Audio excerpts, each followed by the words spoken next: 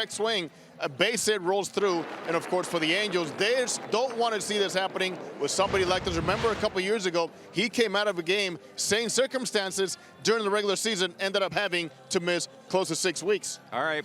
Mark Gubisaw had a chance to visit with Angels manager Mike Scioscia a little bit earlier this morning to get the latest update on Andrelton Simmons. Well, I think we exhaled a little bit, Gooby. You know, when it happened, we know the extent that it could be. Right now, it just looks like a little minor bang up, and hopefully he'll get back into the lineup as we get into the middle of next week. Yeah, Simba said he could play today. It was, of course, a typical Simba type reaction, but what's the plan of attack as far as when you're going to get him back out there on the field? Well, we have to get him back out there because, realistically, these guys need to continue to play together, and he needs to get his at-bats, but not when he's at a risk. And right now, sure, he can go out and play, and we wouldn't want him to be at risk trying to do anything that he doesn't need to do at this time of the spring. And we'll work through it. Today on the mound for the Angels, we will see Matt Shoemaker. It'll be his third start this spring. Jose, how does his stuff play here as far as the air and the surroundings in Arizona when it comes to the Cactus League? Well, it doesn't play very well because when you consider Matt Shoemaker needs to depend more on his splitter, on that curveball and slider to mix it up, well, the spring numbers are not too favorable for one reason. Stuff here takes a little bit longer for it to work. And to get a feel for the baseball, to get a feel for what hitters are doing, yes, he leaves balls up in the air in the thin air, and they do get hit. But I think Matt Shoemaker understands, too, that it's not just looking at the numbers and the results. It's about getting the work in, the stamina, and the fact that he is healthy on the mound and wants to be a big contributor.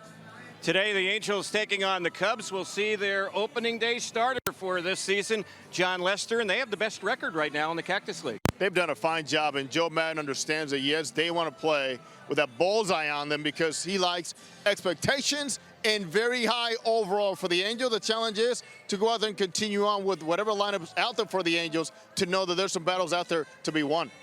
Today here in Arizona, in fact, at Tempe Diablo Stadium as we speak, Shohei Ohtani is pitching for the Angels. Mark Gubisaw is there watching his outing. He'll join us during the telecast in just a little bit to give us an update on Ohtani's day facing a team from the Mexican League. So when we get back, the Angels and the Chicago Cubs are ready to square off for the final time this spring. They're expecting a big crowd here in Mesa at Sloan Park. We'll have the starting lineups. We'll have the start of today's game. It's coming up next right here on Fox Sports West.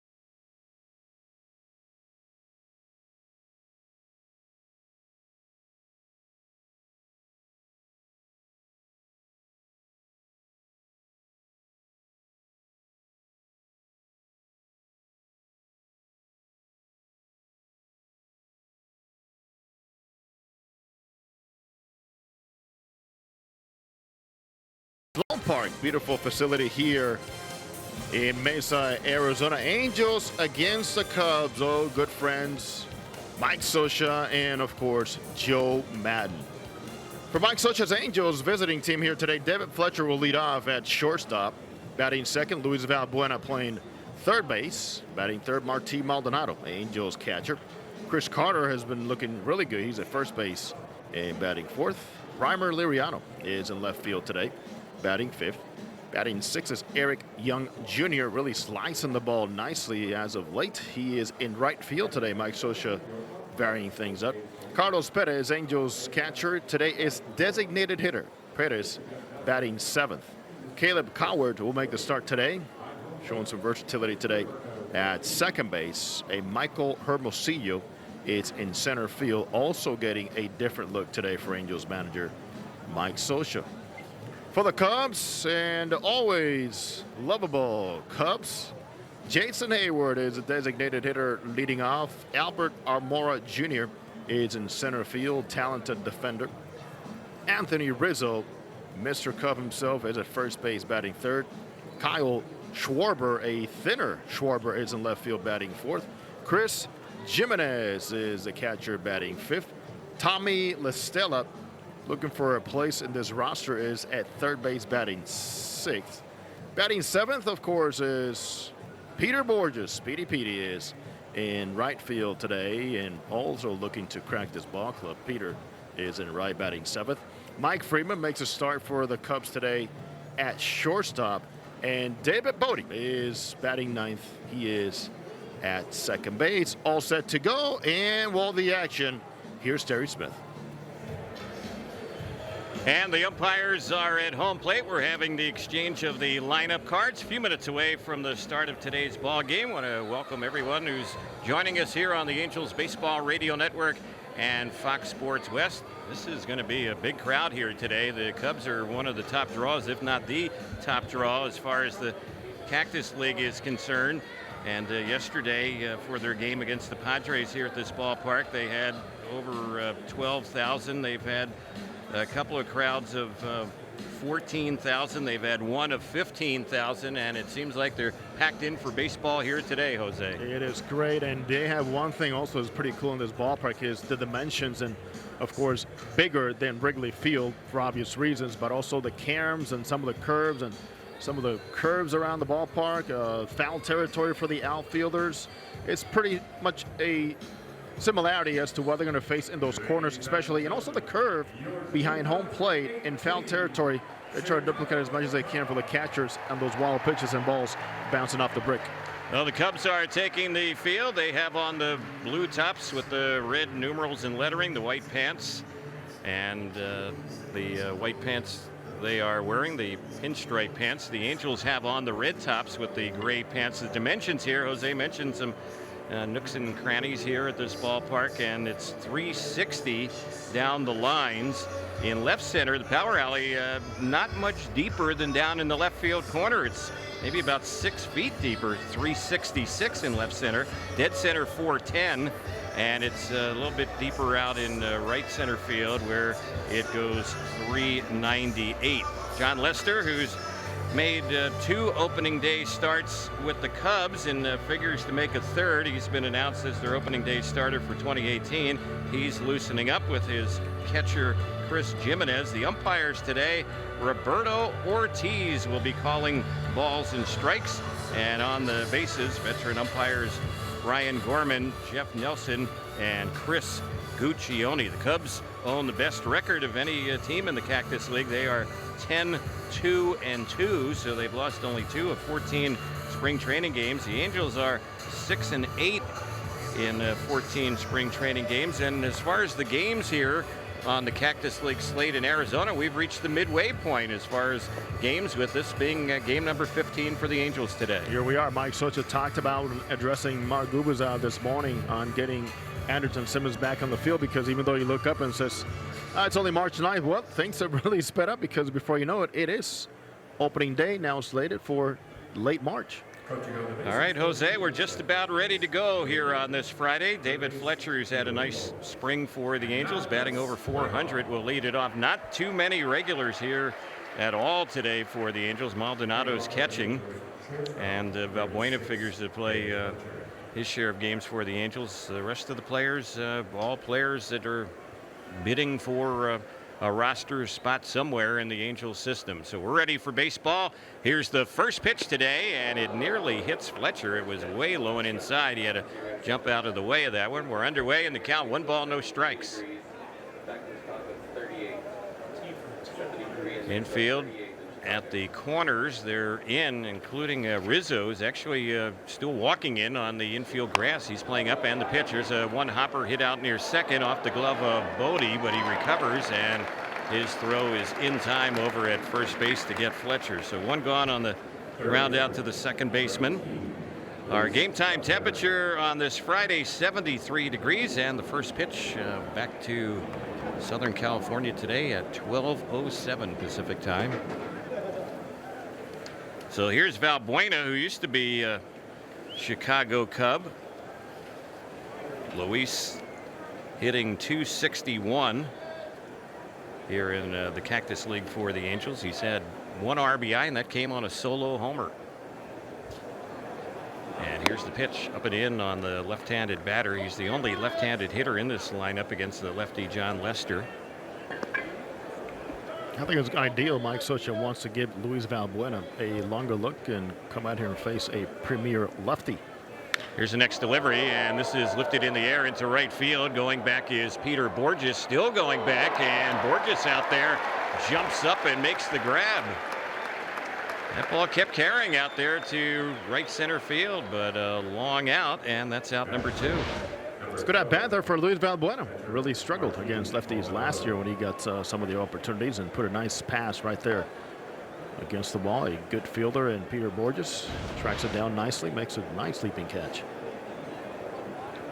Saw an interesting stat during the offseason about the Angels hitters, Jose. A year ago against left-handers, the Angels team hit only 30 home runs against left-handed pitching last year. That was the fewest in the majors. Became an issue.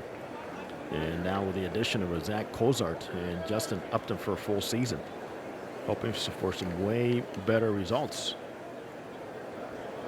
Here's the pitch, and here's one lifted high in the air into center field. Battling the sun out there is Mora Jr. He'll put it away. And a couple of fly ball outs, a ground ball out. The Angels go down quietly here in the top of the first. The bottom of the first coming up from Mesa. Angels and Cubs scoreless at the moment on the Angels Baseball Radio Network and Fox Sports West.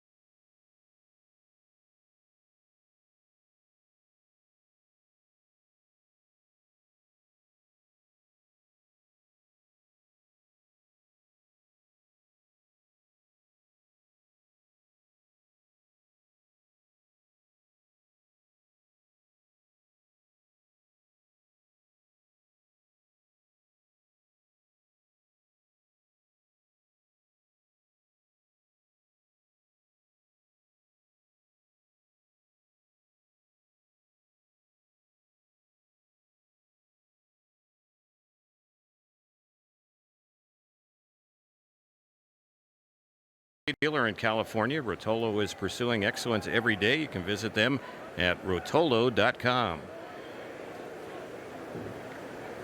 So Matt Shoemaker ready to go. He's going to face a team other than the Rockies, who he had matched up against twice this spring coming into his third outing. That's a good thing for him. Way too familiar now with that lineup. Yep. Of course, the Angels will play the Rockies during the regular season. The Angels will not play the Cubs, however, during the regular season. Here's a fastball that misses for ball one. It's 1 ball, no strikes on Hayward. Off to a slow start this spring, just 2 for 15.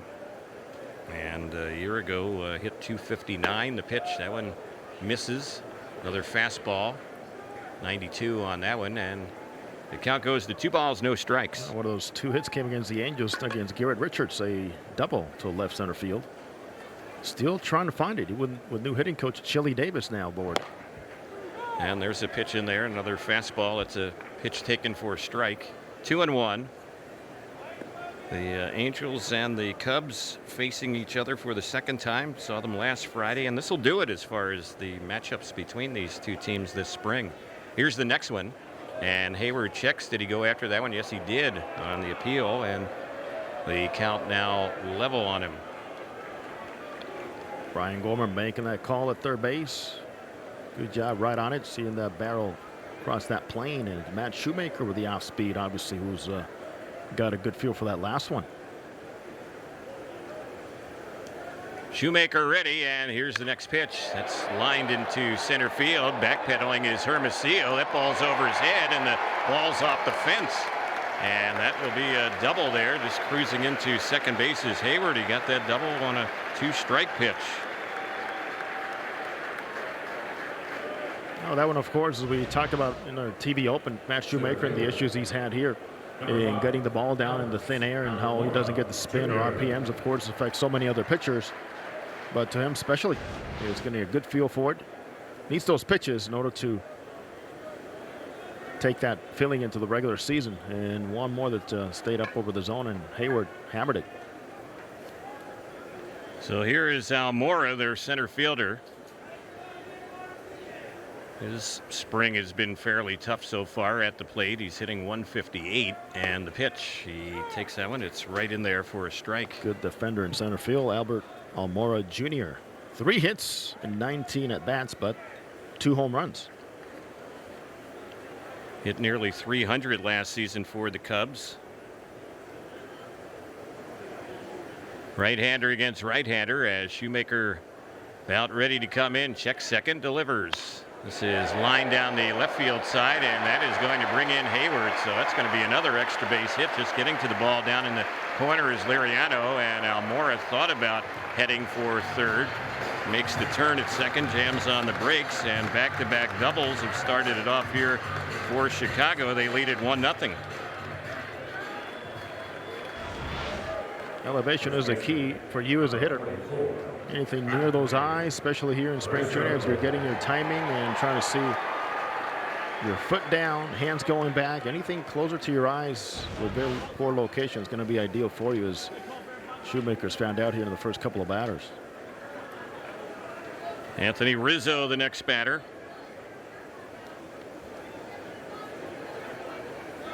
Rizzo's hit a couple of home runs this spring, 6 for 17, hitting over 350. Left-handed batter, 32 homers a year ago for the Cubs, and the pitch, and that's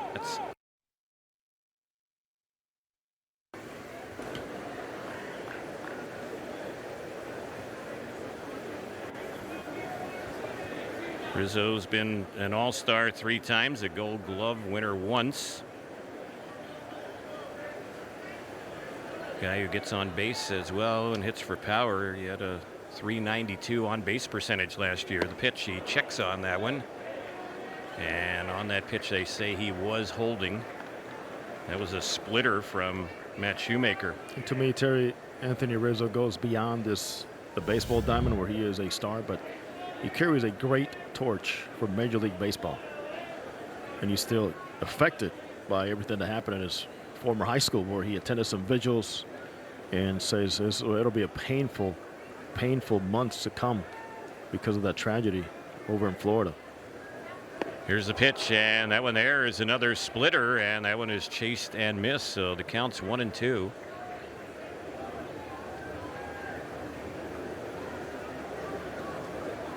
Anthony Rizzo, South Florida native.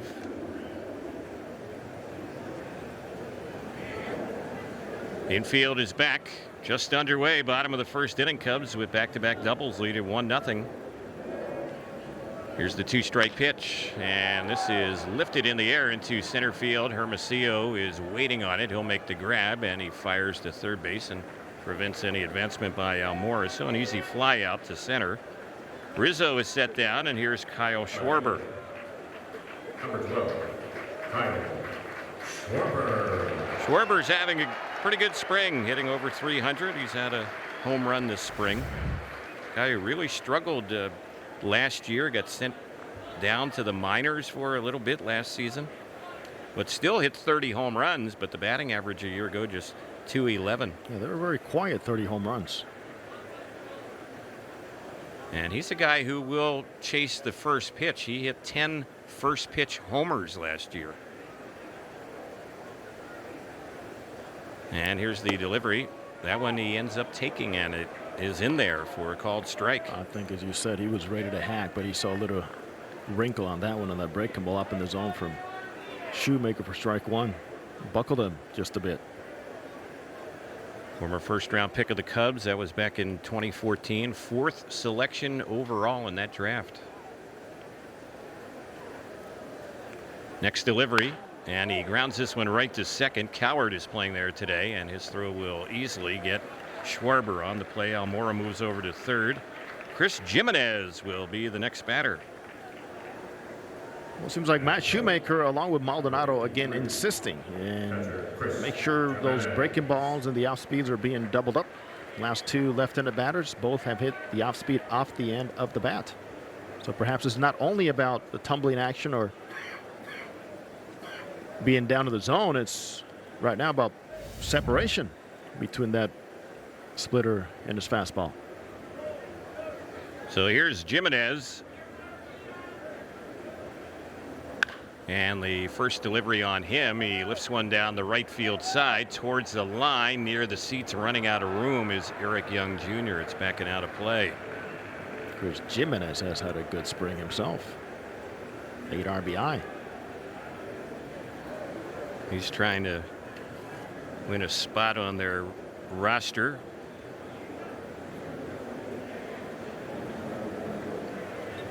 Veteran catcher, going to back up pretty much his whole career. He's played for the Indians, Seattle, Tampa Bay, Texas. He was with Minnesota last year. Yeah, Terry, before you know it, he's one of those guys. He's going to sneak 10 years in there somehow. He grinds it out, finds a way. Here's the pitch, and that is on the outside corner. That's a called strike. Good fastball. Bit of an unusual stance, something you used to see a little bit more of. He's pretty much up in the box with a close stance and that front shoulder pointing towards the right side of the field. Here's the next delivery, and that one misses low. Mentioning Jimenez, and he's a catcher, but he actually pitched in 6 games last year with the Minnesota Twins. How's so that? Must have been some blowout games, and they didn't want to use everyone in the bullpen, or maybe their bullpen was a little thin. And go figure. A playoff team, Yeah. Minnesota Twins. 7 times he was used as a pitcher last season. Well managing there by Paul Molitor. Here's the 1-2, and that one is chased and missed, and that's how the inning will end. Looked like a splitter gets Jimenez, and the first strikeout of the ball game for Matt Shoemaker. So they got the early run with the back-to-back doubles, then Shoemaker retires the next 3. We're headed to the second inning. It is 1-0 Cubs on the Angels Baseball Radio Network and Fox Sports West.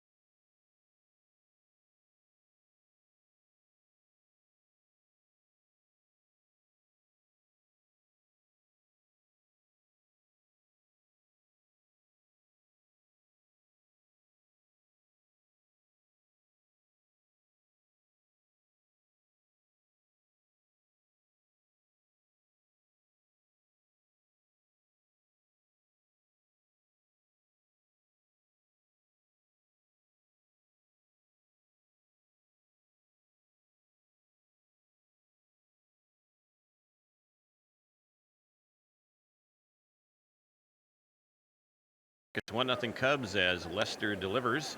And the first pitch, that one is a little bit inside. At the plate for the Angels is Chris Carter. .313 batting average for him so far this spring. And the pitch, and that's right in there for a called strike. 1-1. They do have a shift on. 3 infielders on the left side. And here's the next delivery. This is lifted high in the air into shallow left field, waiting for it to come down, running towards the line and under, and making the grab is Schwarber, and that'll be the first out. So Lester has set down the first 4 today. I want to remind you this copyrighted broadcast presented by authority of Angels Baseball may not be reproduced or retransmitted in any form. The accounts and descriptions of today's game may not be disseminated without the express written consent of Angels Baseball. Terry Smith, along with Jose Mota, our producer engineer on the Angels Baseball Radio Network, is Jorge Sevilla. Big crowd here today at Sloan Park. And they have a great time, like they do in the bleachers in Chicago. There'll be some interesting contests going on and challenges all the way around as the game progresses. Fans get to the ballpark early here. You see fans tailgating. Here's the pitch on its way. That's high and outside. This ballpark probably has the highest traffic controlling all throughout the surroundings as any ballpark here in camp. Trying to direct everybody the right way, right direction. Here's the next delivery. That one is outside. So the count on Liriano, 2 balls and 1 strike. They list capacity here at 15,000, but we were talking earlier, they've already had a crowd this spring of 15,516. So that's standing room only. Here's the next pitch. It's hit high in the air down the left field side. Foul territory. Listella, the third baseman, and also the shortstop Freeman, and it'll be Freeman who makes the catch as he came in from behind and maybe had a little bit better angle than the third baseman Tommy Listella. Good call. Angle is all you want to worry about in this case. With a tough sun, Schwarber, no chance being around that play. And as a shortstop, it is priority zone for you. Once your voice is heard, it's all yours. Great job there by the youngster. Freeman taking charge.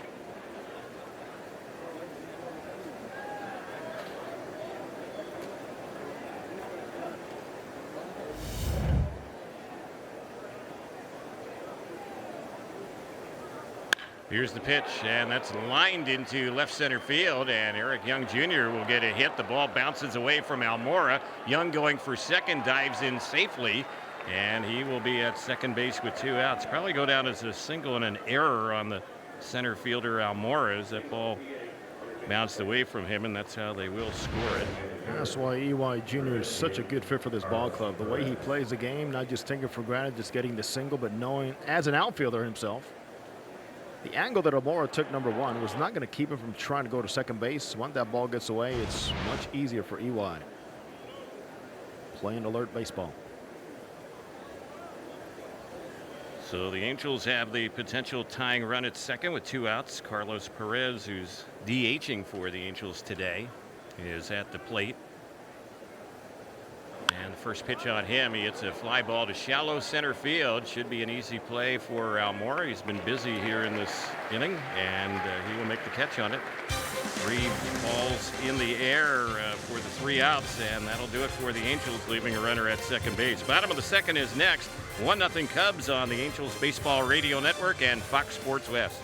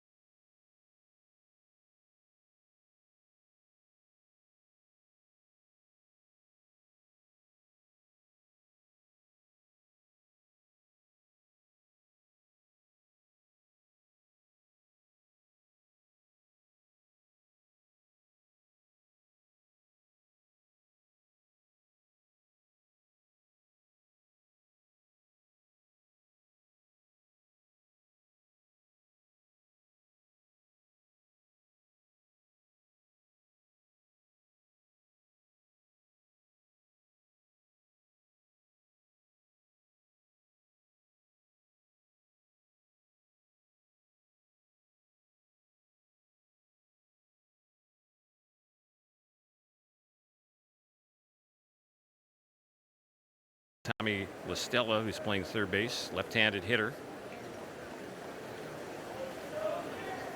And here's the pitch. That one is a little bit high for ball one. Well, we understand that Shohei Ohtani's outing over at Tempe Diablo is over with, and we'll get some numbers from Jose on his outing here in just a moment. Mark Gubicov will also be joining us around the 5th inning today. He watched Ohtani, so we'll get a first-hand account of what he saw as far as the Angels pitcher designated hitter. Ohtani went 3 innings, allowed 6 hits, 6 runs, 1 walk, 6 strikeouts, 1 home run, 2 wild pitches, and 2 hit batsmen. There's a little bouncer. It rolls on the third base side. It was hugging the line but goes foul. So the numbers there are not all that exciting, but we'll get a little bit more on his outing when Gooby joins us on the broadcast. Well, 2 hit batsmen and 2 wild pitches tell you a little bit about perhaps maybe some issues with the release points. Yep. But you know, the Toros at Tijuana early in the ballgame jumped on him and gave up a first inning home run.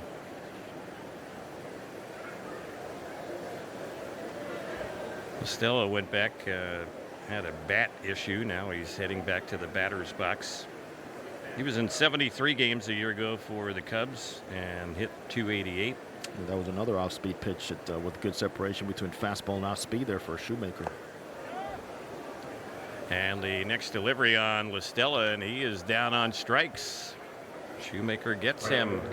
You know, Terry, we talked about Garrett Richards, and you said he is the key. I agree with you. How big is it, though, to keep things together as a glue? Matt Shoemaker for the Angels as a staff. Think about it. He's done it before.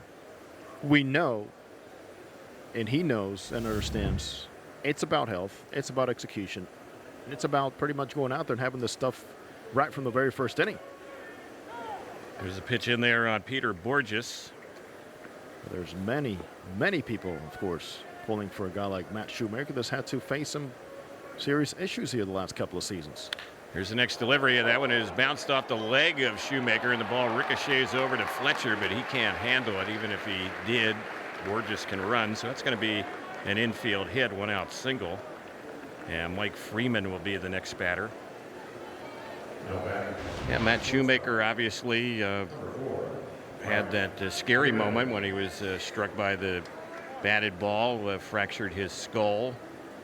And that was back in the 2016 season. Last season he had to deal with the right forearm situation and actually had surgery on the forearm.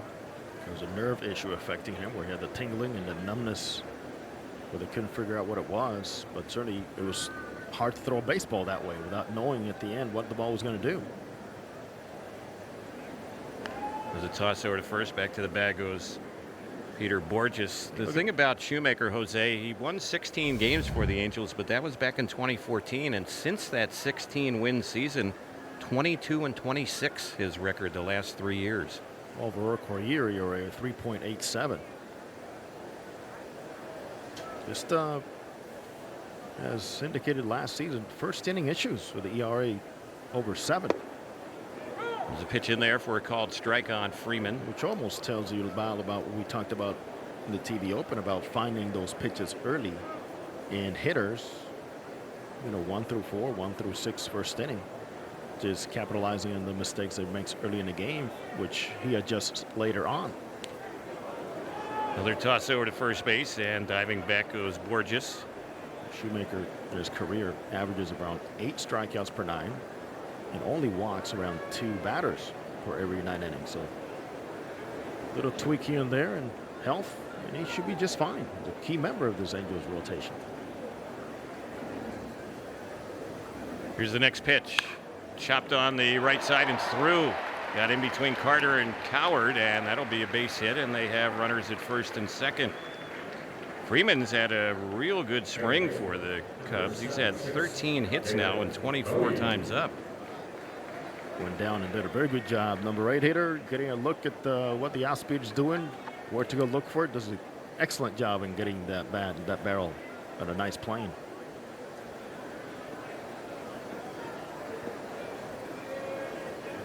Freeman, who just got that hit, He was a busy guy last season. He played for 3 different major league teams. He was with Seattle, the Dodgers, and also the Cubs. So stepping up to the plate now is David Bodie. Double-A player a year ago, 24 years old. He's playing second base for them.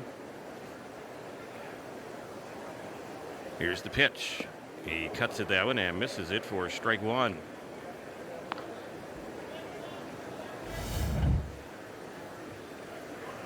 Bodie has had 30 at-bats this spring, so the Cubs have taken a look at him, see where he fits into their system. Right-hander against right-hander. Former 18th round pick of the Cubs. He can play infield and outfield in the pitch, and he grounds one through the right side. That's going to be another hit. This one will score a run, and they will have runners at the corners. So 3 straight 1-out hits. Cubs are up 2-0. 9-hole hitter delivering there with the RBI single. After the strikeout to La Stella, against whom he made quality pitches, just had not been able to get ahead and then put away 7, 8, 9. They've capitalized on some of those mistakes over the wide of the plate. Very good approach all the way around by all 3 of these guys. Borges, Freeman, now Bodie.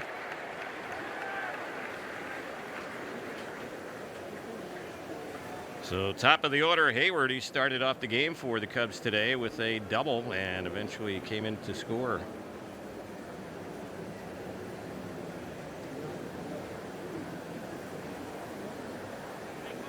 Left-handed batter. Shoemaker so far 9 batters faced and 5 of them have had hits. Here's his pitch.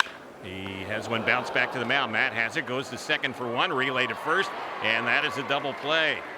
Well, Shoemaker had that comebacker. He kind of flinched a little bit, did the good stop on it, and an accurate throw, and the Angels turn 2, and Matt helps his own cause there, pitching out of some trouble here in the second. They got the run earlier in the inning. They had 3 hits. They leave 1 on. 2 completed. The third is next. 2-0 Cubs on the Angels Baseball Radio Network and Fox Sports West.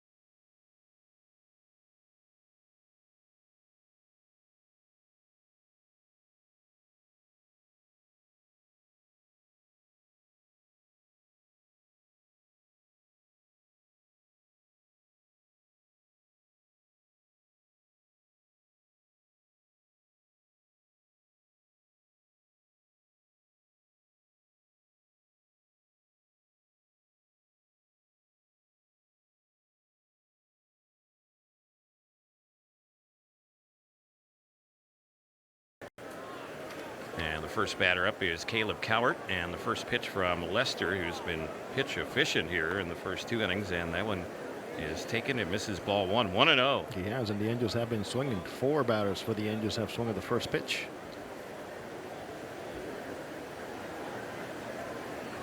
Here's the next delivery, and that's high and away. It misses. John Lester, what a career he's had. 159 wins, 92 losses, 3.5 ERA in his career, 348 starts. Here's a bouncer by the mound. That one's going to skip on through into left center field, just out of the reach of Lester and the shortstop Mike Freeman. So Coward has a hit. That's his 5th one this spring. Hermosillo will be the batter. We want to remind Angel fans you can join the Angels on Tuesday, April the 17th, when the Angels host the Boston Red Sox at the Big A. Game time that night, 7:07, and fans will receive an Argyle blanket courtesy of Thermador while supplies last. You can visit angels.com/promotions for details. And here is Michael Hermosillo. Nice job, Caleb Coward. Perhaps on the only mistake that Lester has made out of a play. Coward goes right through the box. Here's the pitch, and that is right in there on Hermosillo. 2 for 20 this spring for the Angels. And he's gotten a long look, Terry. Outfield in every single spot Mike Scioscia has put him in.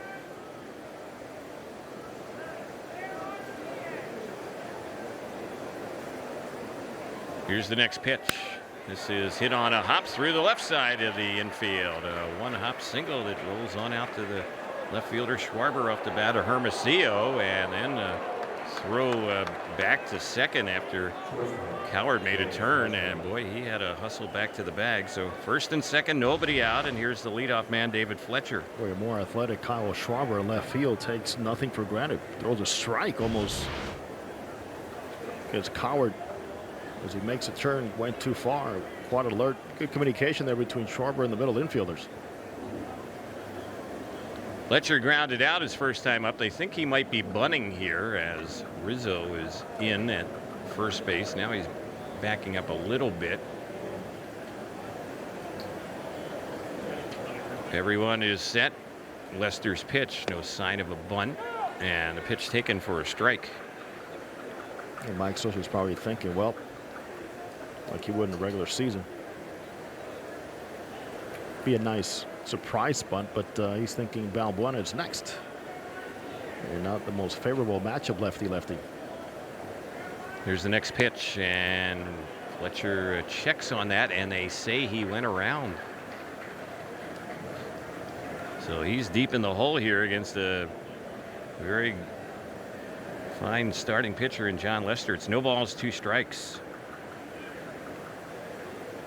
4-time All-Star and 3-time world champion, John Lester.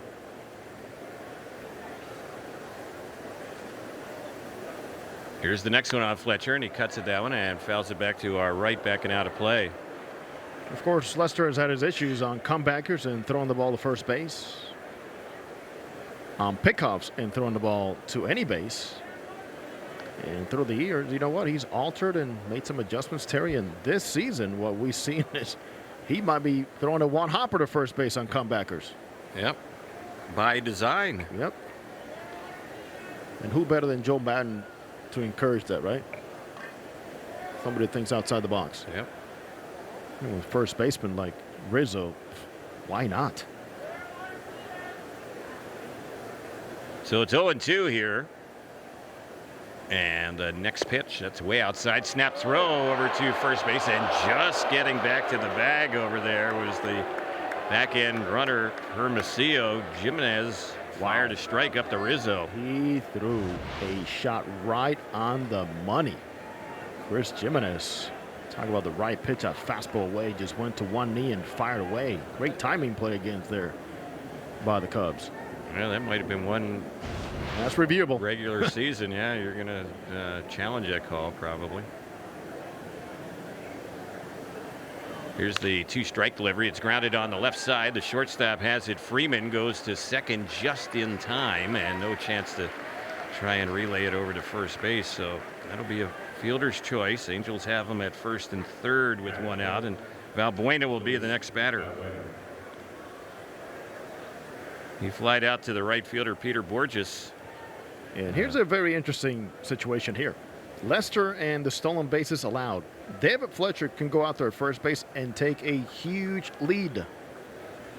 And try to see if Lester would pick over. He does not like to throw to the bases. Here's the pitch. That one is on the outside corner, called strike on Valbuena.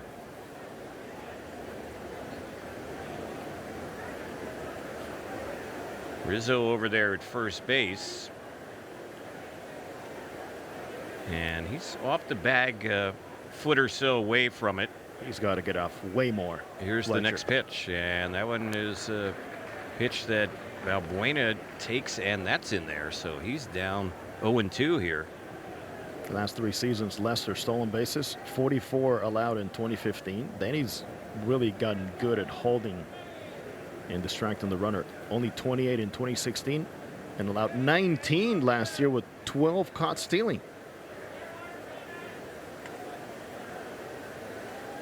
So it's 0-2, and the next pitch, and that one is low, and now the Angels try a double steal, and off the bag at third base, and being tagged by the catcher over there will be Chris Jimenez. Joe Madden, he knows a few tendencies, Terry.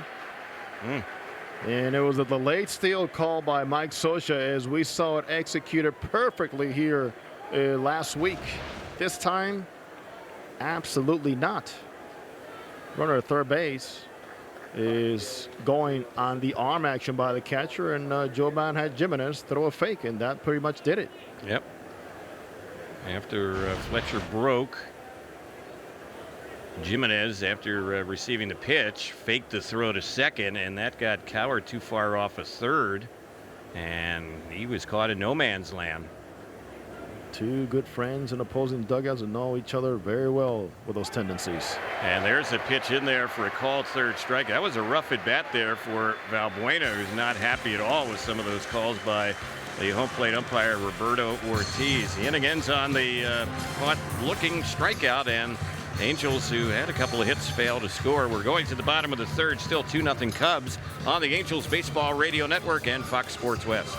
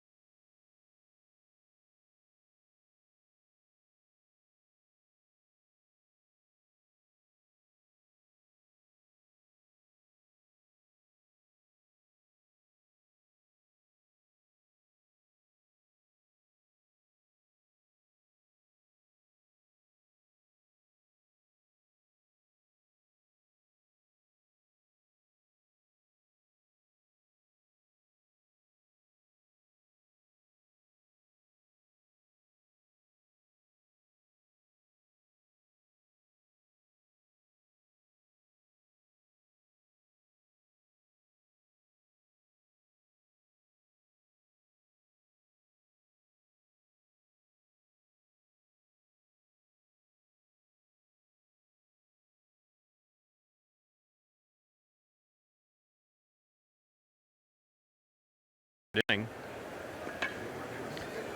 Angels had a threat to get some things going against Lester in the top of the inning with the back-to-back hits to start the inning off, but let him off the hook. In many ways, I mean, that was an inning which you could have distracted and rattled him to see what he would make out of either making us feel his position, right, or making him throw the baseball. Right. The Angels did neither. Here's the next pitch. That's a pitch chased and missed by Almora Jr. And of course, I mean making him throw the baseball to the bases. Right. And Mike Scioscia, of course, Terry, you know, that catches his attention, and he quickly was having an animated conversation with third base coach Dino Ebel. Here's the next delivery. It's chopped foul over on the third base side. Well, Mike over the years has had a term, I'm sure either he's used it already since that top of the inning, or he'll use it once the game is over, or somewhere in between. Sometimes we need to clean things up. That needs to be cleaned up. But you know what happens too? Sometimes, Terry, you just get beat by the opposing manager. Yeah. Here's the next pitch. This is lifted in the air into right field. Eric Young Jr. is out there today, and he makes the catch heading towards the line. Not long ago, we were talking about the same play. Like, wow, brilliant play. It worked perfectly, and the Angels did it with less than 2 outs again. This time, it was defended well. Bottom line. Anthony Rizzo will be stepping up. Rizzo flied out to Hermosillo his first time up, left-handed batter, and he is one of 4 in the lineup against Shoemaker here today. Here's the pitch. It's a little bit low. He and Joey Votto has some similarities in approach-wise and how simple they keep it. They're not afraid of being on top of the plate, and most importantly, they're not afraid of using bat control later in the at-bat. There's a pitch that's right in there for a strike. Rizzo also shares, well, many things in common with his starting pitcher today, John Lester. But one thing, they're both cancer survivors. Here's the pitch, and that one is high. And they have used that platform, as tragic as it was for them, to do some good things in their communities and throughout baseball. Anthony Rizzo, back in 2008, 10 years ago, diagnosed with Hodgkin's lymphoma, and the pitch, he lines that one into left center field, stopping it in the gap, but near the warning track there is Hermosillo, and he does a good job to get the ball quickly back to the infield and hold Rizzo to a 1-out single. I say, Terry, at all the outfield positions that we have some Hermosillo in center field, absolutely the best we've seen him in angles and being aggressive, cutting down balls and throwing the ball and getting behind those throws. And certainly you can see on display here what a good athlete he is. Yeah, and Rizzo has decent speed, but he ended up making the turn at first and holding on with the 1-out hit. So here's Schwarber. It's a major league play.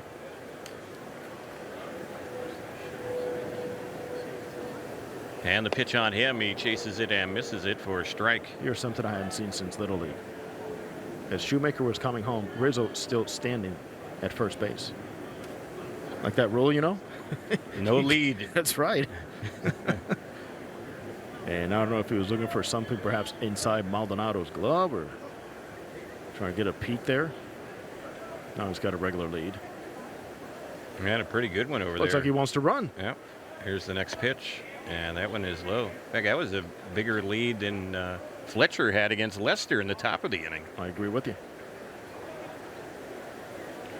Never afraid of taking chances. Will Venable, now the first base coach for the Cubs. Yeah, Joe Madden's staff had some changes during the offseason. Look at Rizzo. He's standing on the bag again. So, and look at Mike Scioscia's look in the dugout. That's priceless. I tell you, he's standing on the bag at times. I'm not going to bother. Right. Well, the pickoff call comes from the dugout. And Joe Madden's just chuckling over there.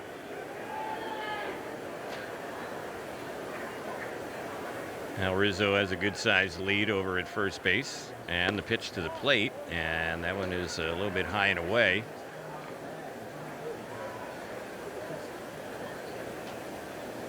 Two balls and one strike. Next pitch will be the 40th of the game for Shoemaker. Ideally, ground ball again as he finished that second inning on a 1-6-3. Shoemaker has faced 12 batters, and 6 of them, half of them have had hits. It's 2-0 in favor of the Cubs, bottom of the third.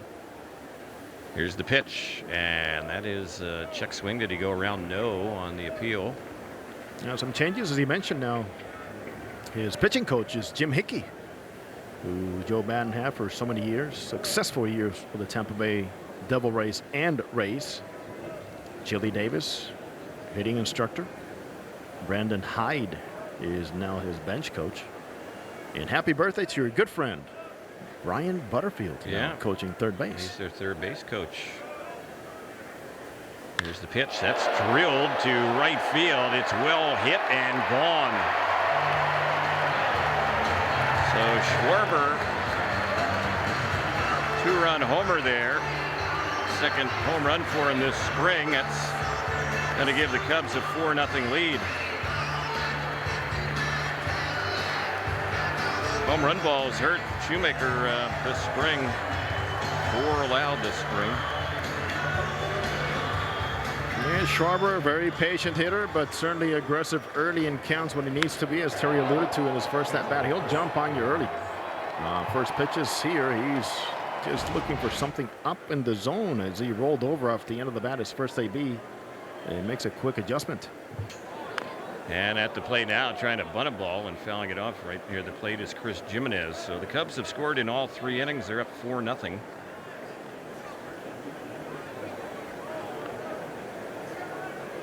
Kyle Schwarber, let's say a short career with the Cubs, with a very impactful career he's had with Chicago. Just imagine at one point he's in the fall league getting ready, and before you know it, he's watching playoffs on TV and World Series. Makes a difference.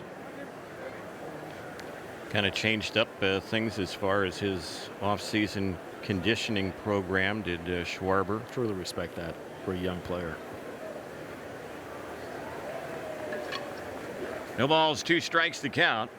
Jimenez, the batter, he went down on strikes his first time up and stays alive here, fouling a pitch off with 2 strikes. Back behind the plate, out of play.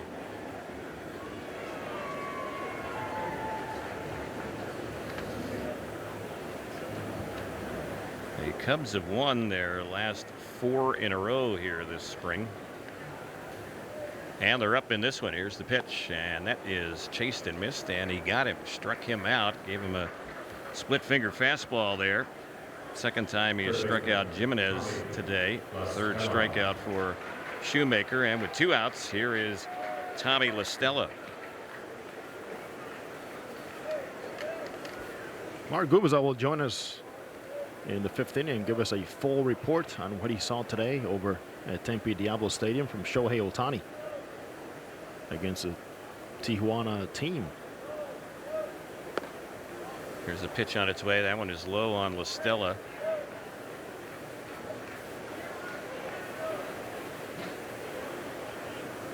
Reserve infielder La Stella. And the pitch, that one is low. This guy had an at-bat last season. Cub fans will remember it was back in September. He had a 17-pitch at-bat. And that was against the Reds last year. And after all that, on pitch number 17, he took a called 3rd strike. Oh, I thought you were going to seal it off with he hit a home run. Well, you would. I would have loved to have said it, but he was out looking. 17-pitch at bat. Can you imagine that? That's a lot of pitches. That was against Asher Wojciechowski of the Reds a year ago. Saw La Stella come up through the Brave system as a second baseman. Right. Here's the pitch, and that one is chased, and he misses that pitch. 2-2 on him.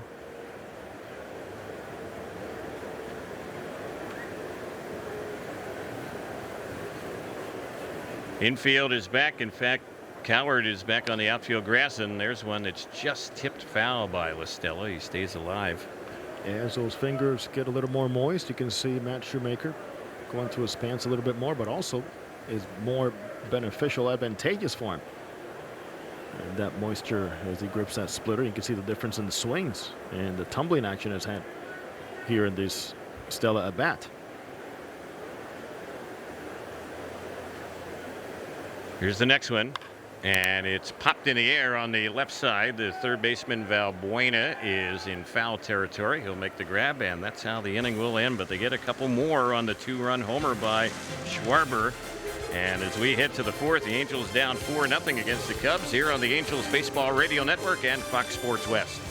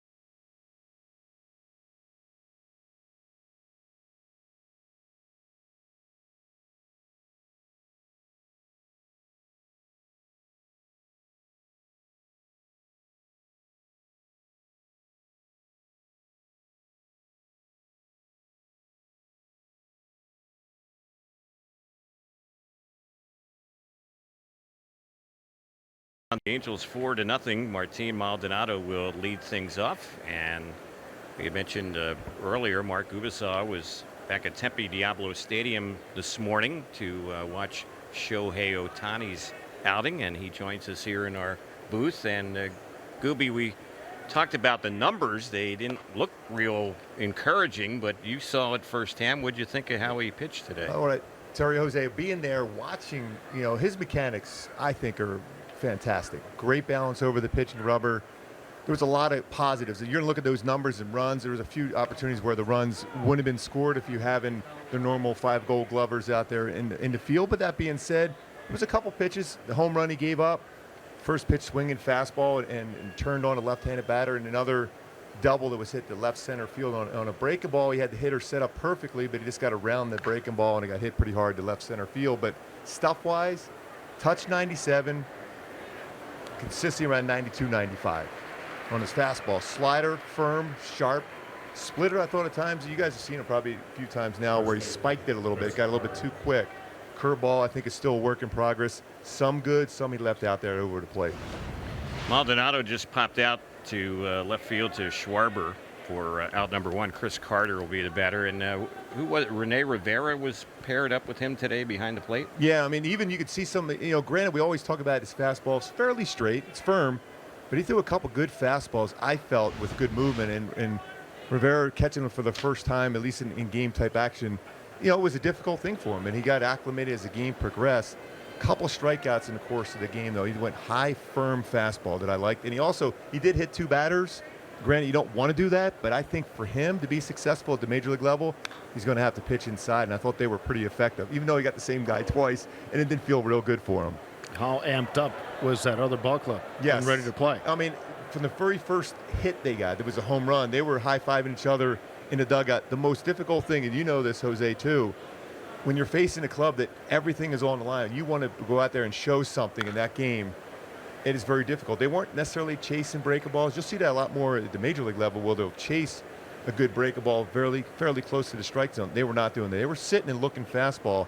Mistake breaking ball here and there, they hit, but they were really amped up for this game. And I'll tell you what, they had some pretty good swings, and they had to feel good about the fact that they actually at least put the ball in play, because 6 punch-outs for Ohtani were pretty impressive. Chris Carter was taking a 1-2 pitch. That one missed for a ball. Let's pause 10 seconds for stations to identify themselves on the Angels Baseball Radio Network.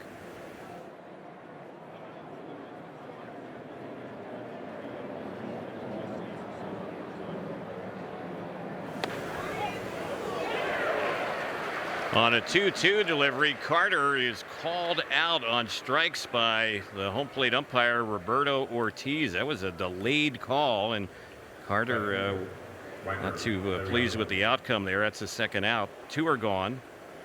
See, the good-looking guys make it to the booth, and we are now on camera in game. How about that? I promise you, I'm not Will Ferrell going from each stadium to it. I'm only going to make 2 stadiums today, and that's it for me. Well, any indication as to what is next for Ohtani from a pitching standpoint? I think, and when I'm even watching a little bit with Shoemaker, during the course of spring training for pitchers, you go through that period of time where we hear that terminology, dead arm, where there's no pain or discomfort, where you don't have quite the life on some of your pitches. That might have been the case with Ohtani today, might be the case today with Shoemaker when I get a chance to talk to him a little bit later on today.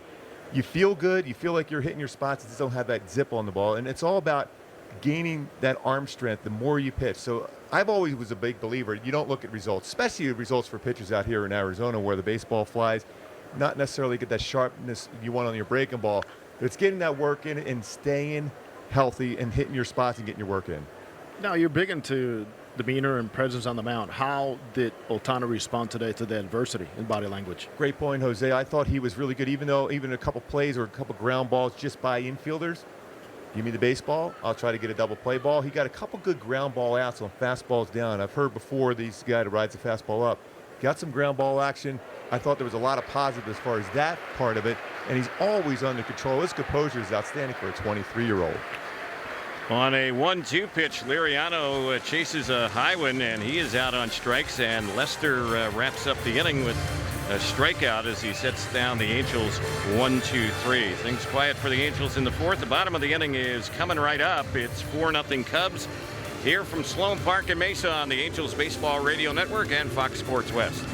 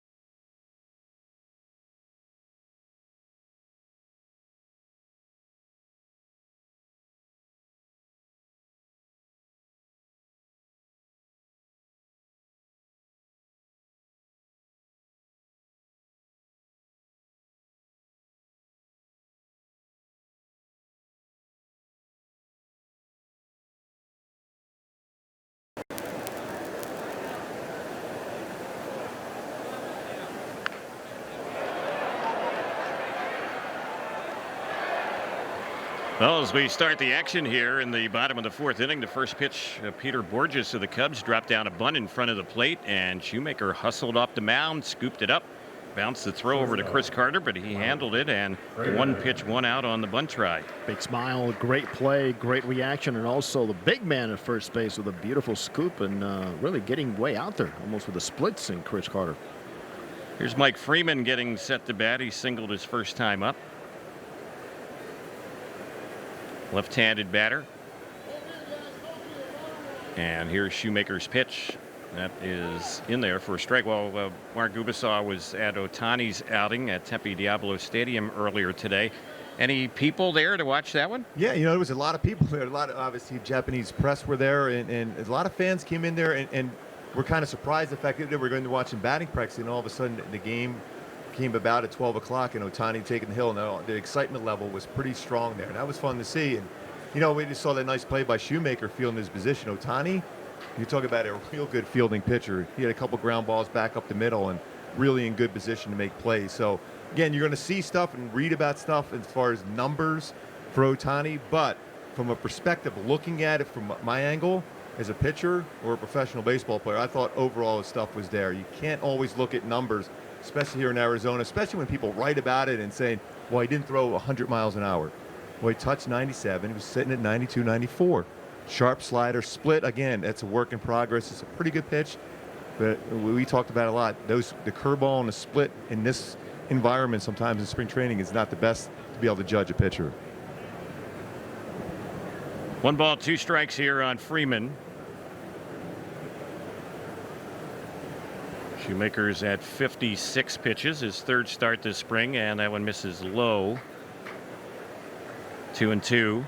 So we said maybe between 62, 64 pitches? Yeah, I settled in around 64 pitches. I imagine next time out, which I would imagine be either Wednesday to Friday range next week, stretch him out to get closer to that 75 to 80 range. And that's where you're starting to build up the strength, the arm strength, to be able to hit all the spots you want to throw as far as a pitcher. 5 days from now, the Angels will play the Indians in a ball game in Goodyear, and then the following day, if they want to go with Ohtani on the 15th, that would be a split squad day. There would be a home game against the White Sox. So we'll see how it all plays out. And there's one that's outside and high on a 3-2, and that's ball 4. Mark, give us a little perspective of the former Major League All-Star pitcher. What Ohtani is dealing with in balancing these two things in spring training. Extremely hard because, you know, you're always, if you're a pitcher, you're focusing on getting your arm strength, hitting your spots, and using all your pitches. Early on, you're throwing fastball changeup. For him, it would be fastball split. Then you start working in your slider and your curveball. But to do that and then have to deal with trying to hit a 95-mile-an-hour fastball or higher, he's always been able to do that. We all did that in high school, but we were only playing 2 or 3 games a week in high school. He's doing it at the major league level where you're playing 7 games a week most times. So it's not easy. Again, a lot of times you want to think, okay, he's going to go out there and strike out every single batter you see. Hitters can adjust to a fastball. We've seen that, in this game for a long time, especially the amount of home runs and the good swings you're seeing in baseball. No matter how firm you're throwing, guys are throwing mid to upper 90s, and they're still getting hit. So you still have to hit your spots, and that's all what spring training's all about. Here's Bodie at the plate. That one is low. Then a snap throw up the first base side, and back to the bag goes the base runner Freeman. So you had your conditioning to take care of as a pitcher alone, which is a program you had in between starts. He's got to deal with conditioning as a position player, as a pitcher, bullpens, BP, cage work, and all of this. Very difficult. And I know from what I've talked to a lot of people, he's a guy that works extremely hard as far as workouts after games. But, you can't, some of the things you do as a pitcher, you do a lot of work as far as getting your legs strong, not in your core for a pitcher, and shoulder weights. But then you got to go out and start swinging the bat, so you break down certain fibers in your shoulder, so that makes it more difficult, I think. But he's young, and it's just a fun thing to be able to see how this works out in the end, if he's able to be successful. And I think he's going to be, because the one thing I've noticed just when you watch him walk around, he's a guy that will listen and learn. And that's all. That's why Trout has become the player he has been, because he started off listening to Torrey Hunter, then he's around Albert Pujols every minute of the day. When you're a superstar and you're willing to listen and learn, that's what's going to make him special. There goes the runner, and the next delivery. This is tapped on the third base side. It's going to roll foul, a foul ball. I've been intrigued hearing you talk about this, Mark, and you've said a few times that this is a very difficult thing for a player to do.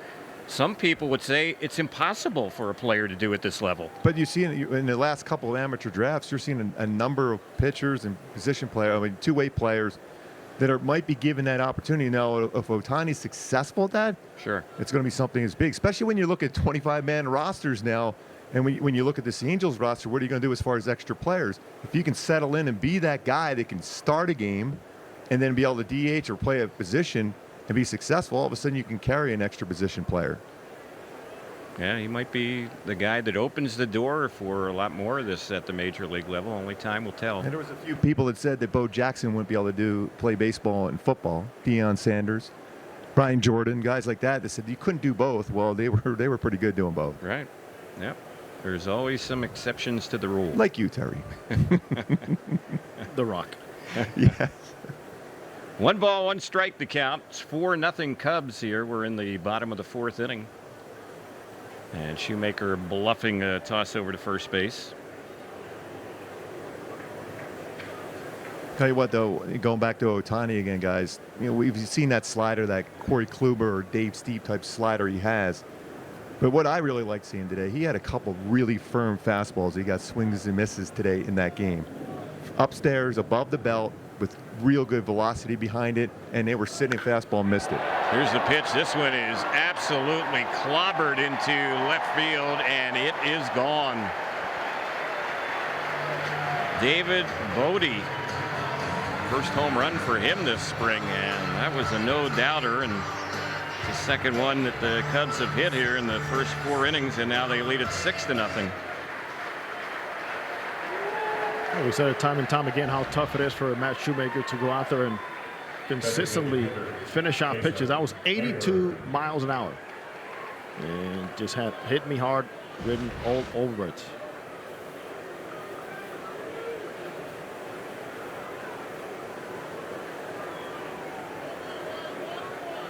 So a tough day here for Shoemaker.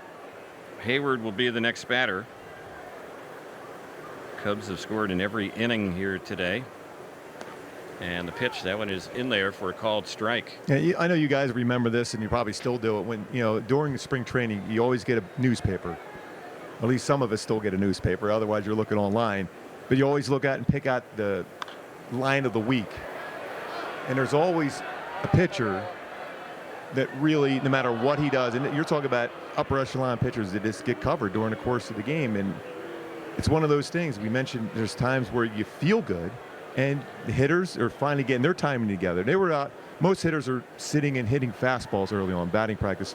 Now all of a sudden they're seeing spin on the baseball, and they're getting their timing together because they know they're less than 3 weeks away before the major league season starts. So numbers, spring training, and sometimes it's kind of fun. We used to highlight who had the worst line score of the spring. Those things happen, and you just got to remember that you got your work in, you're healthy, and you'll be ready to have your good bullpen session. Forget all those negative things that happen during the course of the game. And hopefully, when those lines are like that, you're not trying to make the team. You're a guy that's in already. Yeah, I forgot to emphasize that. Yeah, that was always a plus. Not your first year in camp where you're giving up like 7 runs. Maybe that's not a good thing. But even I mentioned George Brett, as he always told you and me in spring training, I don't want to leave my hits here. You see also going the other way with the hitters. Big numbers that just don't translate into the regular season. Trust me from a guy that really did have real good April numbers. So, and I had a lot of really good spring training numbers. Thought I was going to carry them into the season. For some reason, Jose, it didn't work out that way. It's a full count here. It's now 3-2 on Hayward. The Angels have action in the bullpen, and that pitch is chased and missed, and he got him. Got him with a splitter right there, and that is the 4th strikeout today for Shoemaker. Well, Mark, you always give us great perspective. We appreciate it. Well, we see Mike Socia heading out to the mound, and that would mean we're going to have a pitching change here. So we'll wait for the official move. He's going to take the baseball, and that'll be it for Matt Shoemaker. We have a break in the action. We get back bottom of the 4th here in Mesa. 6-0 Cubs on top. Pitching change coming up on the Angels Baseball Radio Network and Fox Sports West.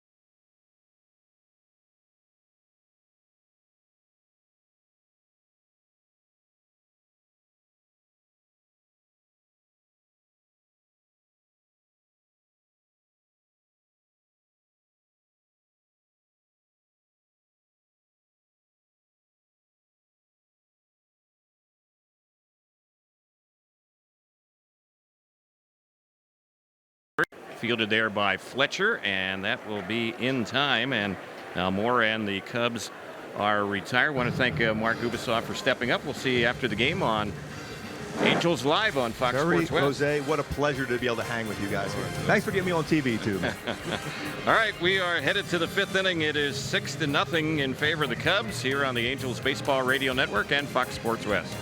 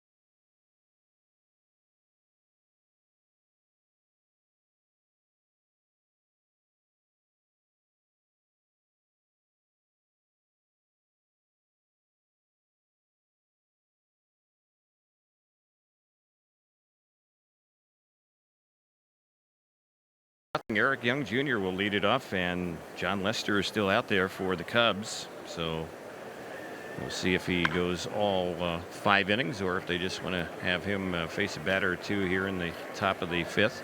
There's one that's chopped foul by Eric Young Jr. on the third base side. He has one of the 3 Angel hits. They've all been singles against Lester. Lester has struck out 3. He's had good control, hasn't walked any.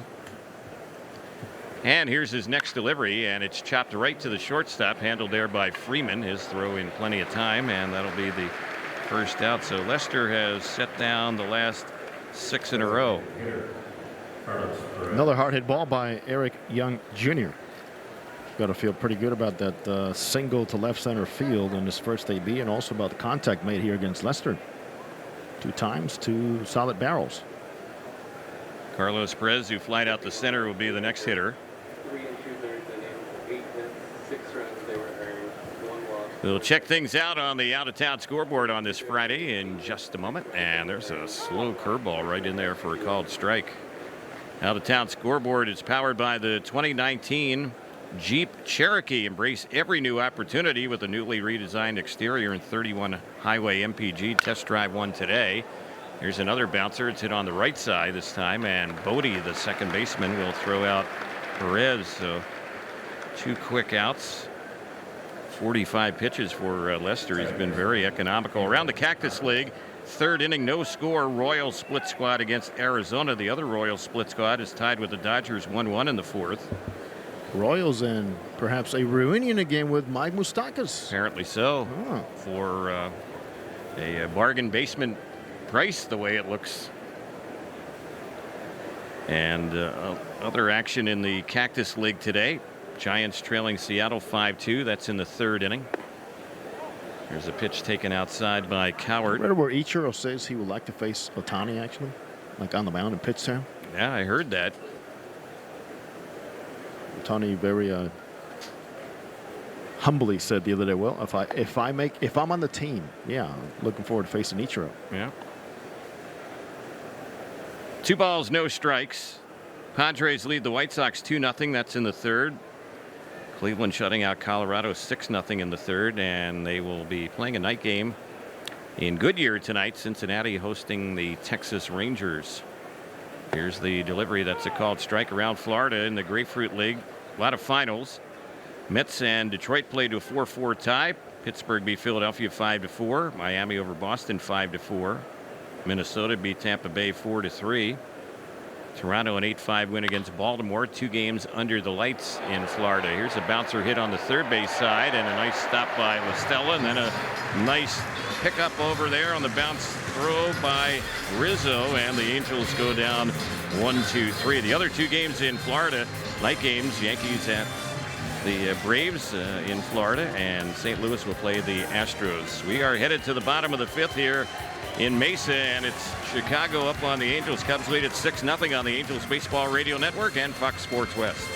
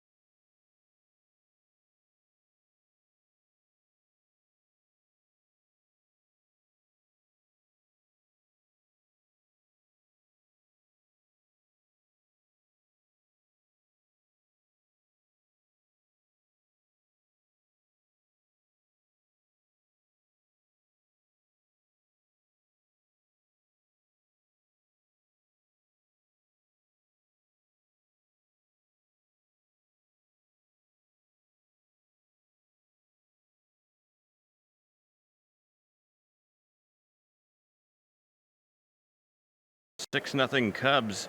Adam Hofacker, who got the final out in relief of Matt Shoemaker last inning, gives way to Blake Parker, who's set to go, and the first pitch, that's right in there for a called strike. Better showing for Parker last time out, and he starts off Rizzo here with a nice bender. Anthony Rizzo, a 1-for-2 day, a single. He scored a run. He's flied out. And here's the pitch. That one misses.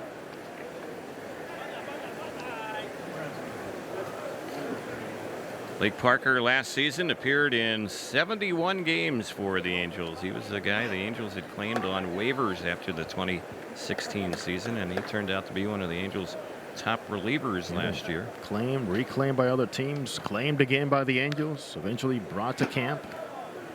He actually booted a couple of guys that were on the 40-man roster vying for jobs. By the way he performed here in camp from day one. Struck out the last 17 batters that he faced here in spring training last year. Terry, how do you keep that arm off the team? 17 consecutive Ks. Yeah, that was amazing last spring. Here's the pitch, lifted in the air down the left field side, backpedaling, and a few feet from the rim of the track is Liriano to retire Rizzo. That'll be the first out. Schwarber will be the next batter, and Angel fans, get your red on. Experience Angels baseball according to your schedule. Just choose the games you want to see with the 20-game flex plan. Call 888-796-HALO or visit angels.com/ticket plans.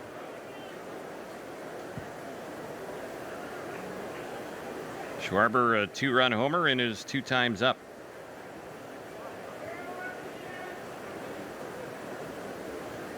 Here's the pitch, and that's on the outside part of the plate. That's a called strike. As Blake Parker works for the Angels in this one, he's appearing in his 4th game.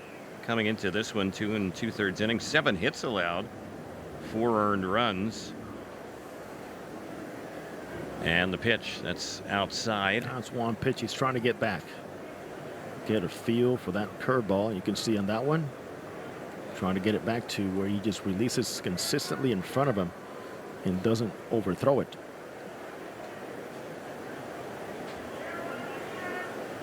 Here's the next delivery, and that's chased and missed. Splitter with some serious tumbling action on that one. Arm speed never an issue. He still uses that weighted ball. Playing catch in the mornings.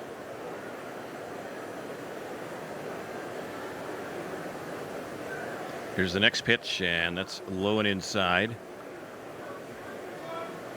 Off-speed delivery there. Came in with the splitter again. Blake Parker avoided arbitration during the offseason. Signed a 1-year deal with the Angels.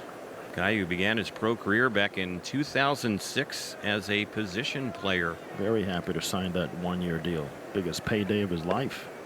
There's one that's in there for a called 3rd strike, and that was a fastball there that froze Schwarber. Struck him out looking.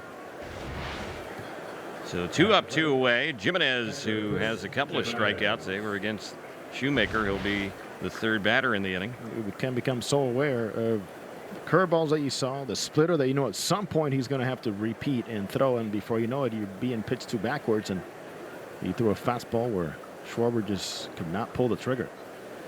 Maldonado, good job there on that pattern. Here's the pitch, taken in there for a called strike.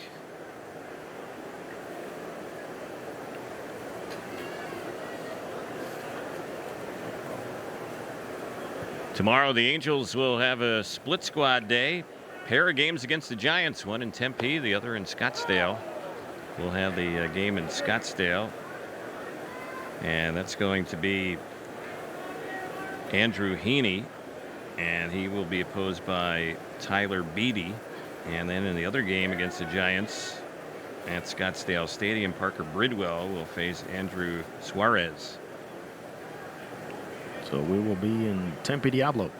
That is correct, and the pitch, and that's a little bit inside. The Giant RV show at Angel Stadium ends this Sunday. Swing into savings on all RV selections. Free parking, free admission. Slide into the final hours at Angel Stadium of Anaheim.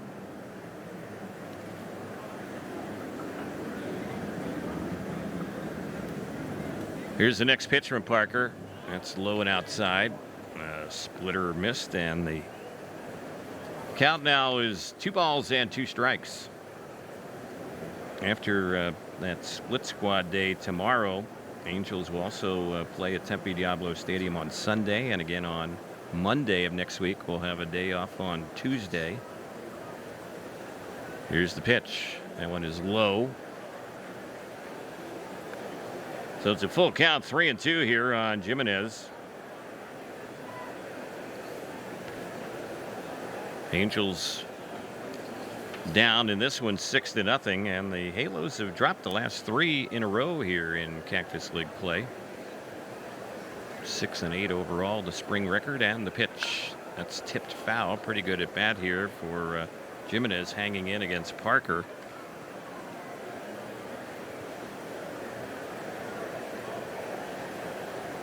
Probably see a lot of the Angel regulars in the split squad game at Tempe Diablo tomorrow. And hoping, Terry, that the news continues to be good for Anderton Simmons, who came out of that game yesterday with a shoulder issue. Had a strain, and the pitch, and that is a called 3rd strike. Jimenez out on strikes for the 3rd time in a row, and a good inning for Parker. That's his best one so far this spring. He retires 3 in a row with a pair of strikeouts. We move to the 6th inning in Mesa. When we get back, Angels down against the Cubs 6-0 on the Angels Baseball Radio Network and Fox Sports West.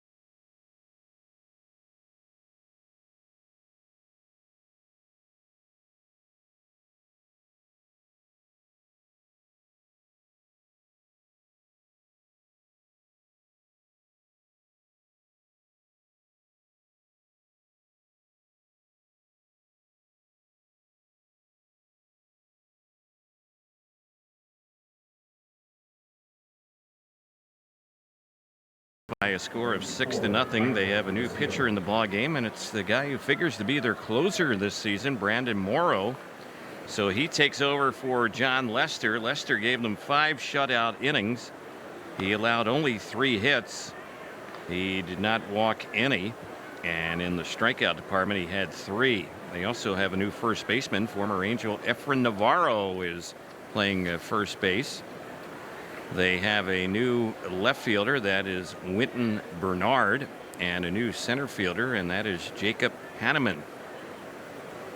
So those are the changes for the Cubs here as we start the 6th inning, and the first batter up for the Angels, Michael Hermosillo, had one of the 3 hits that Lester allowed. Here's the pitch from Morrow, and that one is outside. It's 1 ball, no strikes. 5 brilliant innings in fine-tuning for John Lester. Always pitches with a lot of intensity.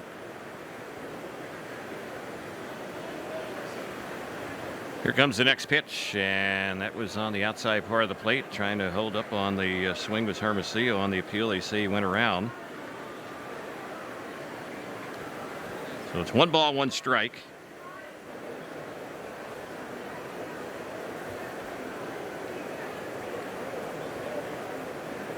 And the next delivery. And that one gets a piece of Hermosillo. He's hit by that 1-1 pitch, so he will trot to first base. Appears to be okay. Shortstop, David Fletcher. David Fletcher will be the next batter. What a difference a year makes for Brandon Morrow, Terry, huh? At this point last year, he's fighting for a spot on the Dodger roster, trying to get healthy. Eventually, found himself not even making the team out of spring training. And here he is now with a guaranteed deal, not just to be any reliever, but to be the closer for the Cubs. He has persevered through a lot of adversity. He was a starter originally in his major league career. There goes the runner Hermosillo, and the pitch is a strike and no throw by Jimenez, the catcher. That'll be a stolen base, an easy one as it turns out for Michael Hermosillo. Yeah, you mentioned Morrow now signing that 2-year deal, and they have a vesting option for a 3rd year as far as that package. He did not have a single save last year, and he's thrust into that role the way it looks for the Cubs here. There's a guy named Kenley Jansen taking care of that. But he was a key piece of which was the best bullpen in the National League. Well, the Dodgers kind of started treating the 8th inning like the 9th inning last year, and Morrow was the 8th inning guy.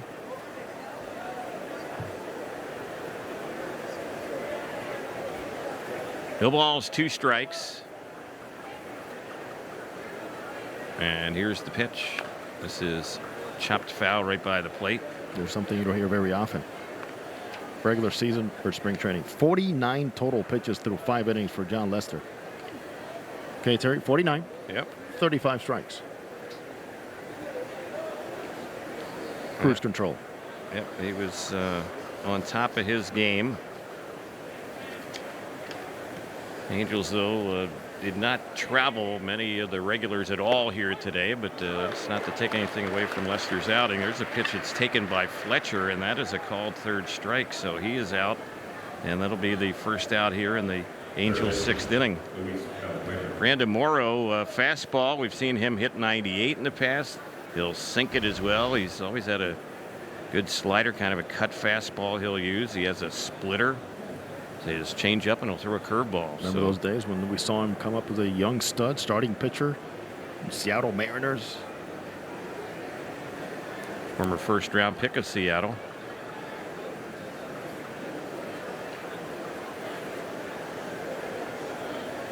He bluffs a toss out to second base.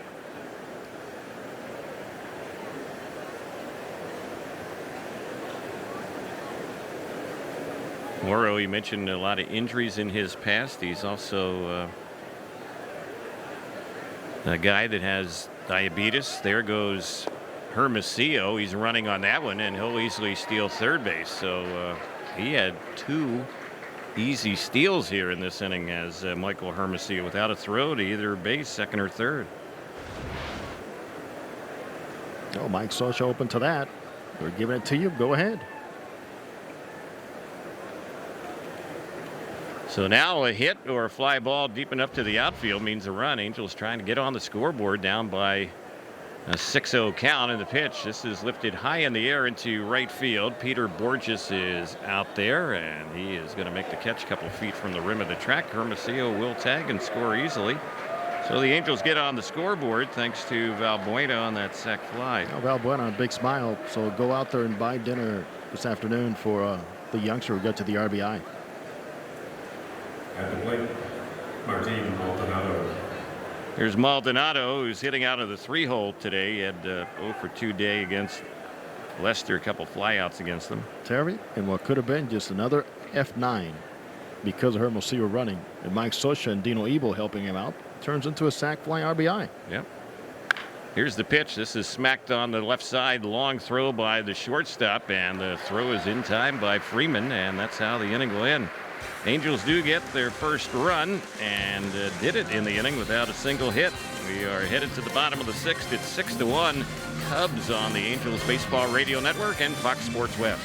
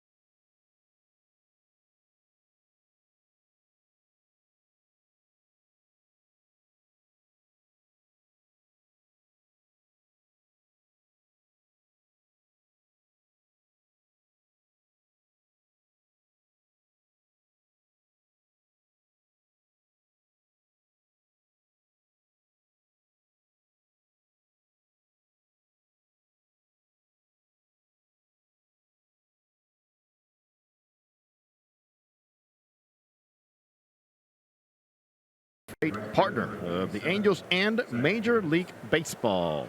Cam Bedrosian makes his way to the mound. Angels trailing 6-1 as we move on to the bottom of the 6th inning.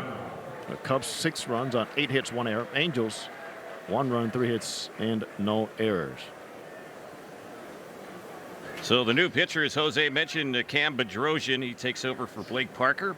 Parker had a good inning last inning. Struck out 2, got a fly out, retired them 1, 2, 3, and we'll see what Bedrosian can do. First pitch here, it's lined into left field, and that is going to fall in for a base hit.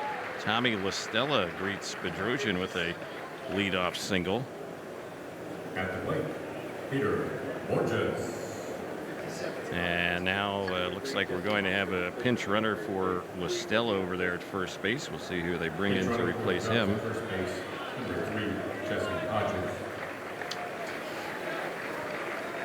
Jesse Hodges is the pinch runner over there at first base.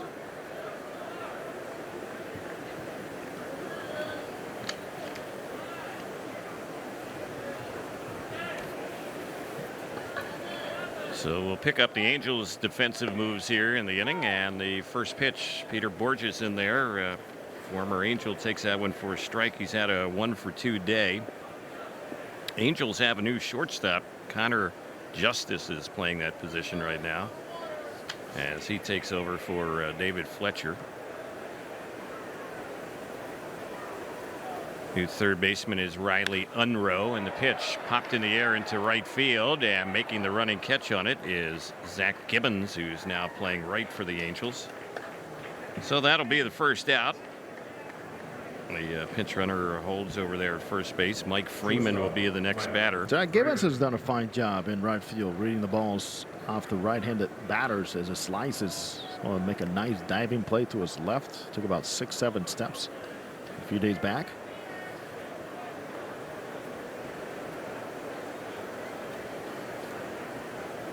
Angels have Jordan Zimmerman playing over at second base. Riley Unroe is the new third baseman. Gibbons, we mentioned, just made that catch out there in right field, and that's about it as far as the moves for the Angels defensively. And of course, Bedrosian is on the mound. First delivery in there for a strike on Freeman.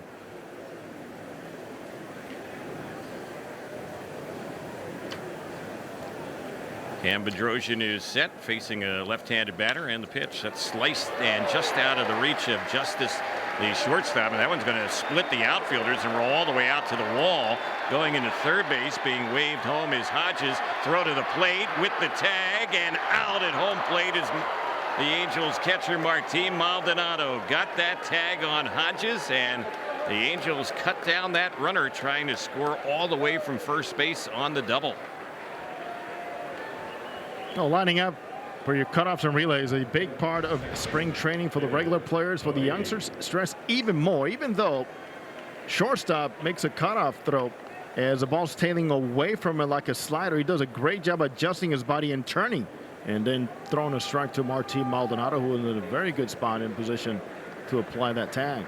It's funny how that one played out, because the ball was lined just out of Justice reach, the shortstop, and then he ends up throwing the runner trying to score from first base, throws him out on that relay throw to the plate. And some fancy footwork as that throw was going in the other direction. So in other words, his front shoulder, his left shoulder, caught the ball facing the wall.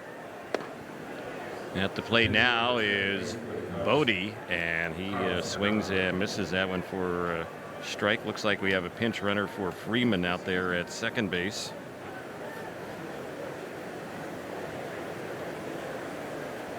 So the count's no balls and a strike.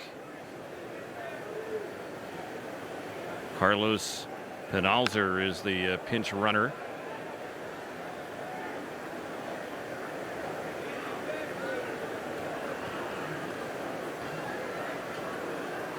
Freeman, who just got that double, he had a good ball game for the Cubs today, and he came in hitting over 500, and today he was 2 for 2 with a walk. Came in 12 for 23.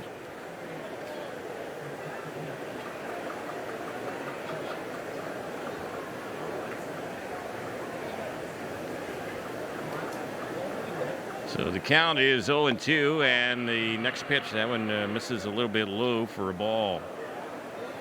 Cubs have Ryan Court waiting on deck to pinch hit for Jason Hayward if the inning continues. 6-1 Chicago the score. Bottom of the 6th here in Mesa. We're at Sloan Park, full house. Haven't gotten the official attendance, but yeah, I think over 14,000 here today. Here's the next delivery, and trying to hold up on that one, and going around is Bodie. It'll be a slider that gets him, struck him out, and the inning is over. So that was a weird inning because Bedrosian faces 4 batters. 2 of them had hits, but in the inning they failed to score any runs. 7th is next. Angels need runs, trailing 6-1 on the Angels Baseball Radio Network and Fox Sports West.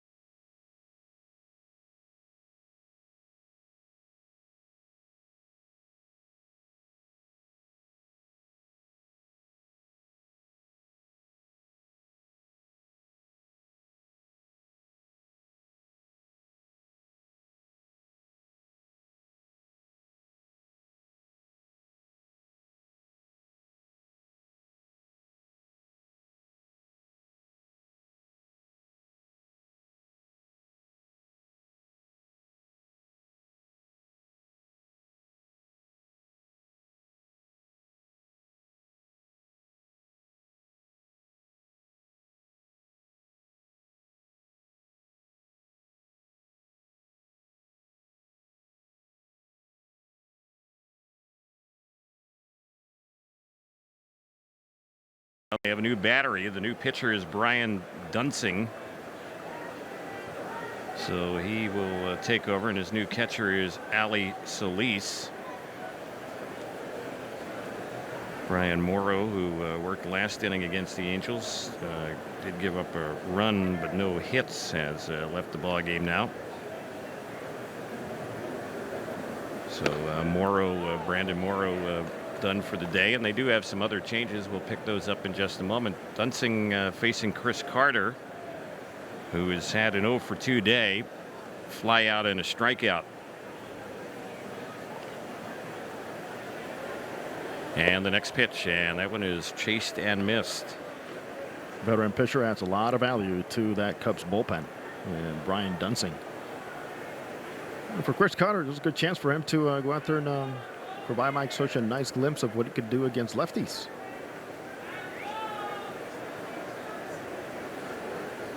Here's a pitch that misses high. New right fielder in the game for Chicago. That is Mark Zagunis.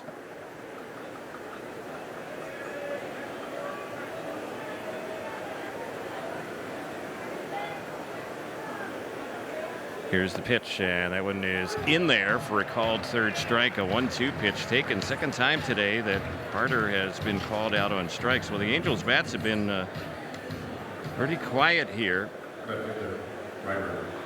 12 of the last 13 have been retired.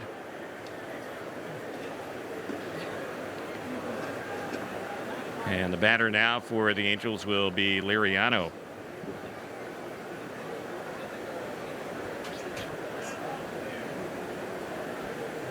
Left-hander Brian Dunsing on the mound for Chicago. And the pitch, that one is fouled off third base side. The new shortstop for the Cubs, and he came in as a pinch runner last half inning, is Carlos Penalver.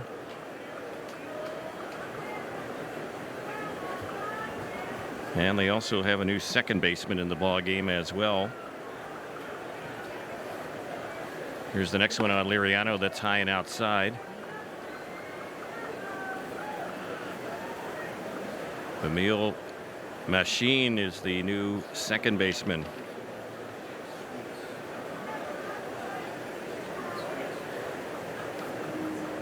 Here's the next pitch. That's chased and missed.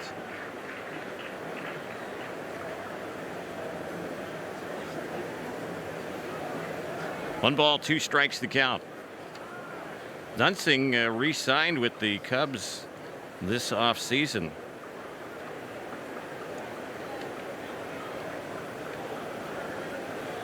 He was in 68 games for them a year ago. 1-1 record, good ERA, 2.74. He signed a 2-year deal in the offseason. It was a good offseason for relievers. There's no doubt they found some nice deals and got paid. Here's the next delivery, and that one is chased and missed, and that was a good off-speed pitch that fooled Liriano. Back-to-back strikeouts here in the inning for Dunsing. So 2 are gone. We want to remind Angel fans, get your red on, enjoy Angels baseball in a suite, and get access to all-inclusive packages for you and your guests. Call 888-796-HALO or visit angels.com/suites for more details. Here's the pitch, and that one is a pitch taken for ball. Zach Gibbons is the Angels batter. This is his first time up. He's hitting out of Eric Young's spot, and as it turned out, he replaced him in the outfield picture as well and right. There's a pitch that misses outside. Did you talk about suites and Angels and guests, Terry? Angels are hosting many guests here today. Thanks to those people who work so hard behind the scenes over to our right in the terrace. Enjoying a fun day at the ballpark. Suite holders and many more. Here's one. It's lifted down the right field side, and that is a fair ball. It's going to bounce around down in the corner. Gibbons is not going to stop at second. He's headed for third. Relay throw will be late, and he gets there safely. So that was a ball hit down that right field corner. Zagunis took a little time in getting to it and getting the ball to their relay man. So a triple for Gibbons, one of the players from minor league camp who gets a chance to do something here today. Gibbons now 3 for 8 here in the spring. A lot of hustle every time we see him on the field. He is getting down and dirty, playing the game right. Well, we mentioned, Jose, a big crowd here today, and that turns out to be the case. 15,481. Goodness. Their second biggest crowd this spring here at Sloan Park, and there's a liner that's lifted into left field. Bernard there to make the catch on that one. Carlos Perez retired on one pitch, and that will end the inning. Angels leave that runner at third. We go to the bottom of the seventh inning stretch time. 6-1 Cubs on the Angels Baseball Radio Network and Fox Sports West.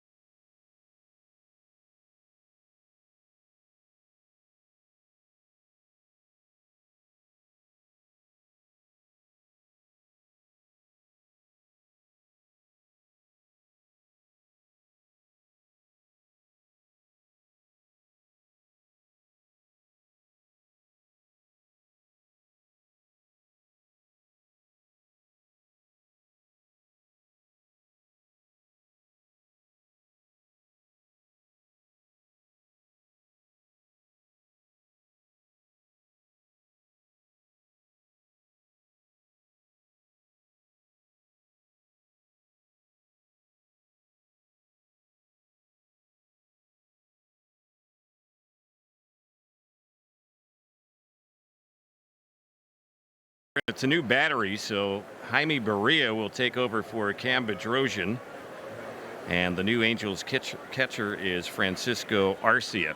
And there's a pinch hitter stepping up to the plate for the Cubs, and that is Ryan Court. And the first pitch on him is right in there for a called strike. Court is hitting out of the leadoff spot, which was the DH spot today, originally occupied by Jason Hayward, who had a 1-for-3 ball game. There's a pitch that's waved at and missed as Barria works for the Angels. Angels young farmhand. This is his third appearance. He's had a win and a loss, and he's worked 3 2/3 innings. He's given up 5 hits, 3 earned runs, 1 walk, 5 strikeouts. Next pitch lifted in the air into center field.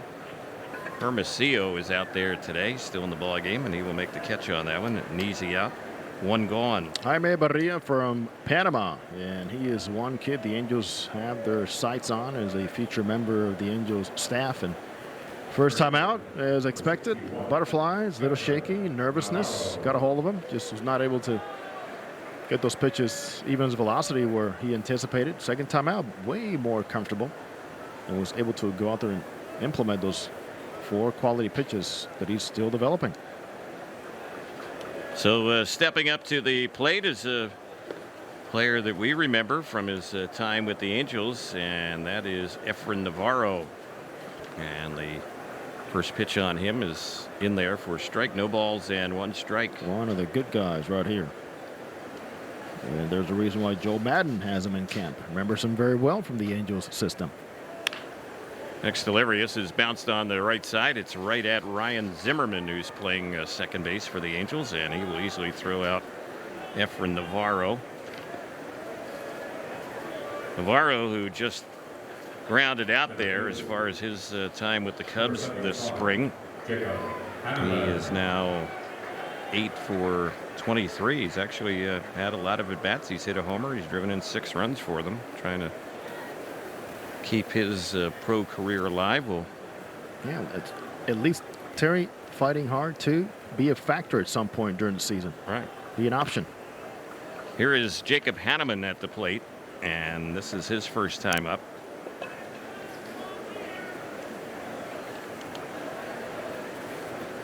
Jaime Barria has retired the first 2, and he tries to get out number 3 here in this 7th inning. Let's pause 10 seconds for stations to identify themselves on the Angels Baseball Radio Network.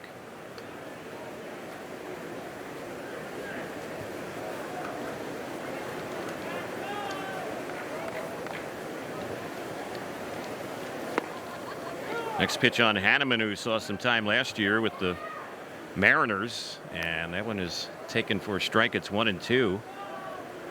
Hanneman was a guy who was originally with the Cubs, 3rd round pick of the Cubs, and then moved on. Mentioned we saw him with Seattle. Now he's back with the Cubs, and the pitch, fly ball, lifted into left center field, hit pretty well. Out on the warning track, though, is the Angels left fielder, and the catch is made out there, and the inning is over. So we will head to the 8th. The Cubs still on top of the Angels 6-1. 8th inning we go on the Angels Baseball Radio Network and Fox Sports West.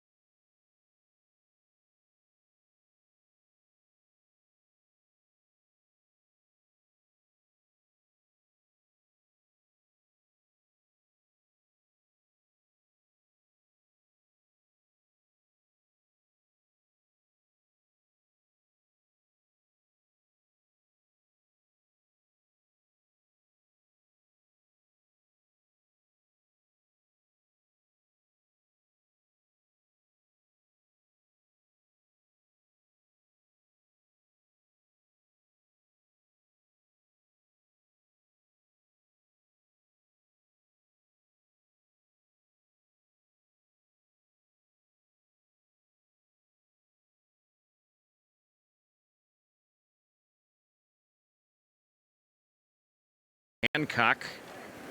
So he replaces Brian Dunsing, who worked last inning, gave up a hit, no runs, and had a pair of strikeouts. So Hancock, a right-hander. Let's run down what's happening around the Cactus League and the Grapefruit League for you. The out-of-town scoreboard brought to you by the Ram 1500. It's Ram Truck Month. Hurry in for a great deal or visit ramtrucks.com to check out the powerful lineup. And the first pitch, and that one misses a little bit low.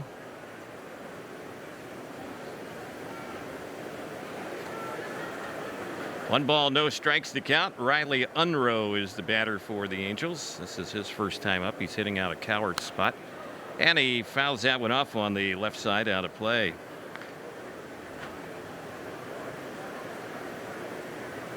Angels got Unroe from the Tampa Bay organization during the offseason. We've seen a little bit of him so far this spring. Known as a very solid defensive infielder. In the pitch, that one is lifted foul over on the left side at the plate as Unroe continues this at bat. He's been up one other time, and he had a single at lone at bat coming into today. Got to feel pretty pleased, Terry, about not just the restocking of the farm system, but the players that we've seen. They're adding depth to the many rosters that will continue to get filled in the minor leagues and the different affiliations for the Angels.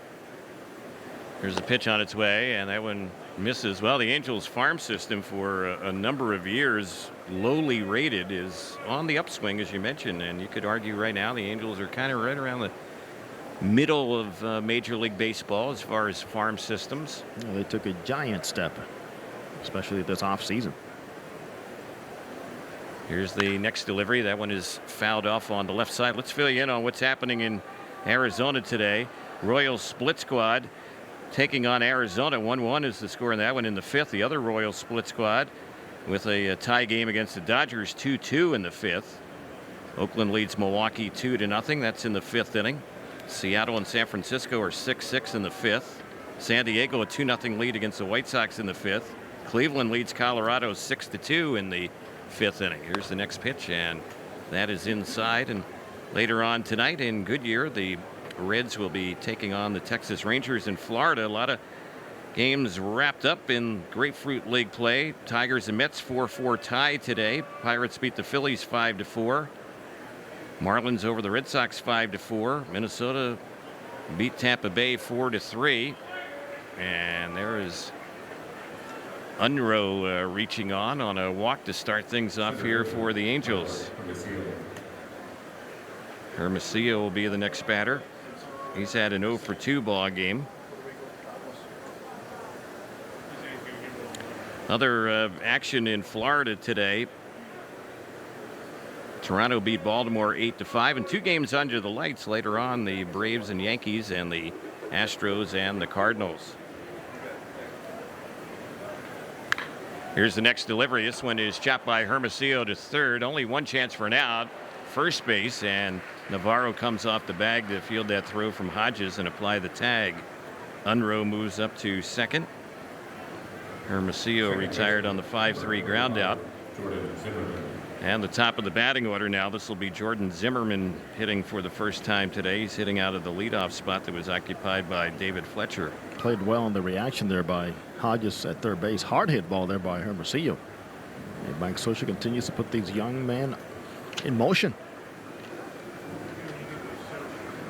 David Fletcher, who was hitting out of this spot, had an 0-for-3 ball game today.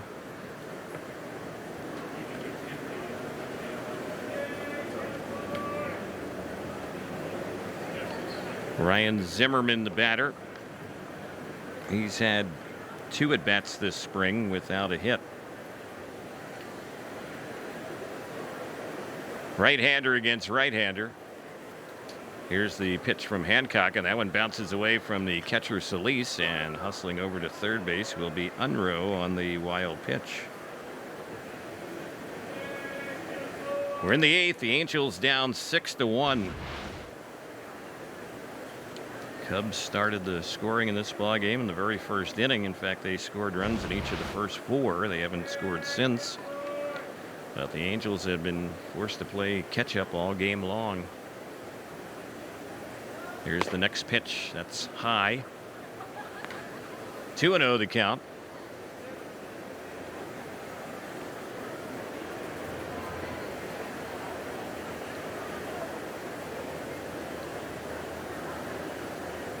Here's the next delivery, and that's on the outside corner. That's a called strike.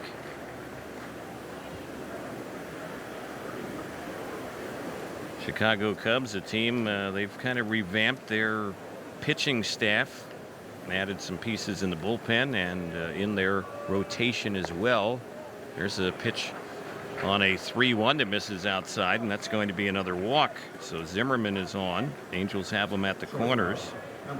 The Cubs in the last 3 seasons, they have had the best earned run average team ERA over the last 3 years in Major League Baseball. 3.49 over the last 3 years. And Chris Bosio, a good job as a pitching coach. Now passing on to Jim Hickey, who's got a great history in dealing with young pitchers, especially, and turning them into very productive Major League hurlers.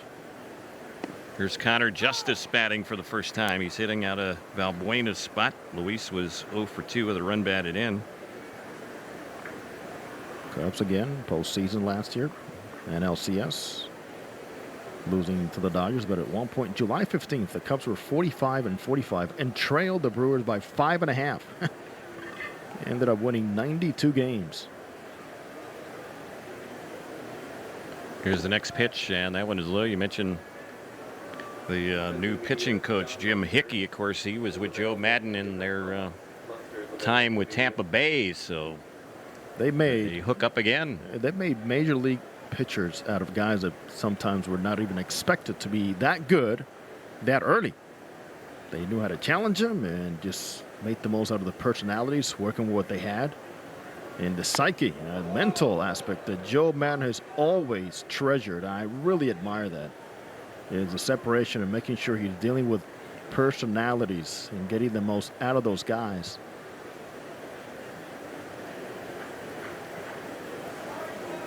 And after so many years in the Angels system, over 30 years, finally got a chance. 2 balls and 1 strike. And the next delivery, it's popped in the air on the right side in foul territory. It's going to drop out of the reach of Navarro and Machine and Zagunis. So foul ball. You're mentioning Joe Madden. He's got the shaved head look since the last time we saw him. We saw him last week. There was a big fundraiser that he was involved in, and some of the Cubs players as well. And for charity, they shaved off the hair. And there's no hesitation whatsoever. Joe says the minute we ask, the players are like, no problem, we'll do it. Great reasons behind it. 2 balls and 2 strikes to count. Justin Hancock, the 4th pitcher of the day, working for the Cubs. He's had some control issues in this inning, a couple walks and a wild pitch in the inning. Here's the next delivery, and that is a called 3rd strike, and the Angel batter, Connor Justice, knew it, struck him out looking. One of the worst feelings as a hitter. You were ready to pull the trigger. You look at off speed before you know it. You flinch because you think it's going to be inside of the fastball, and ball backs up on you, a little cement mixer type slider, and you're done. Hancock, who's pitching his 2nd appearance this spring, only 1 inning with 1 hit and no runs allowed for the Cubs. So here is Francisco Arcia, who's now catching for the Angels. That's from the left side, and he is late with the swing on that one, fouls it off. Arcia's had 2 at-bats this spring for the Angels without a hit.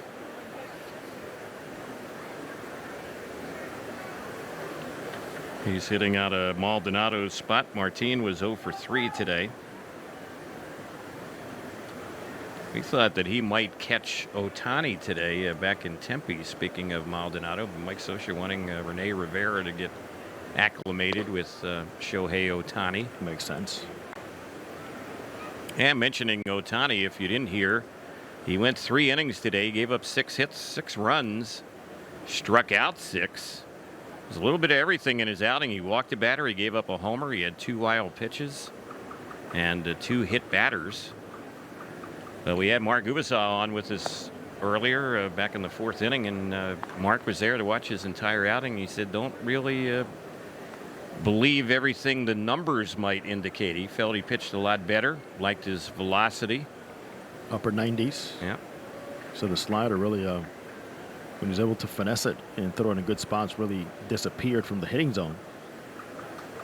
Something to be learned, even if he had cruised through that outing today. Here's a little bouncing ball hit right to the second baseman, and the throw will be in time. Arcia and the Angels are retired here in the 8th. The inning ends on a 4-3 ground out. So we go to the bottom of the 8th, and right now Cubs have been in control for a long time. They're up 6-1 on the Angels Baseball Radio Network and Fox Sports West.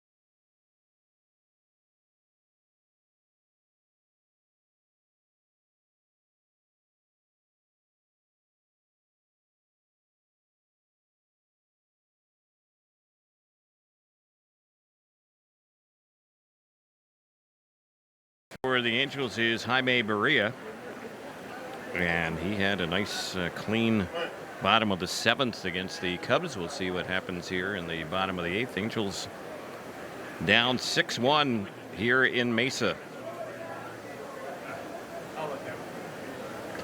This is Winton Bernard batting for the first time today, and he bounces the ball deep in the hole. It's short. Justice makes a nice stop, and boy, he has a good arm. He fired that one over to Chris Carter, and one pitch, one away here in the bottom of the 8th. He's gotten more and more confident the more we see him. And for Barria, absolutely perfect. He understands that his stuff plays well early in counts when he can get some ground balls in that 2-seam fastball before he implements the slower stuff. And we can see, too, how confident he is in throwing that changeup early in counts.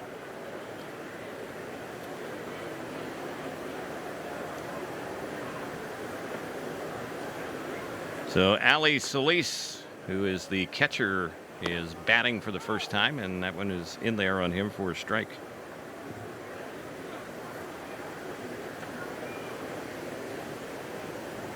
Right-handed hitter.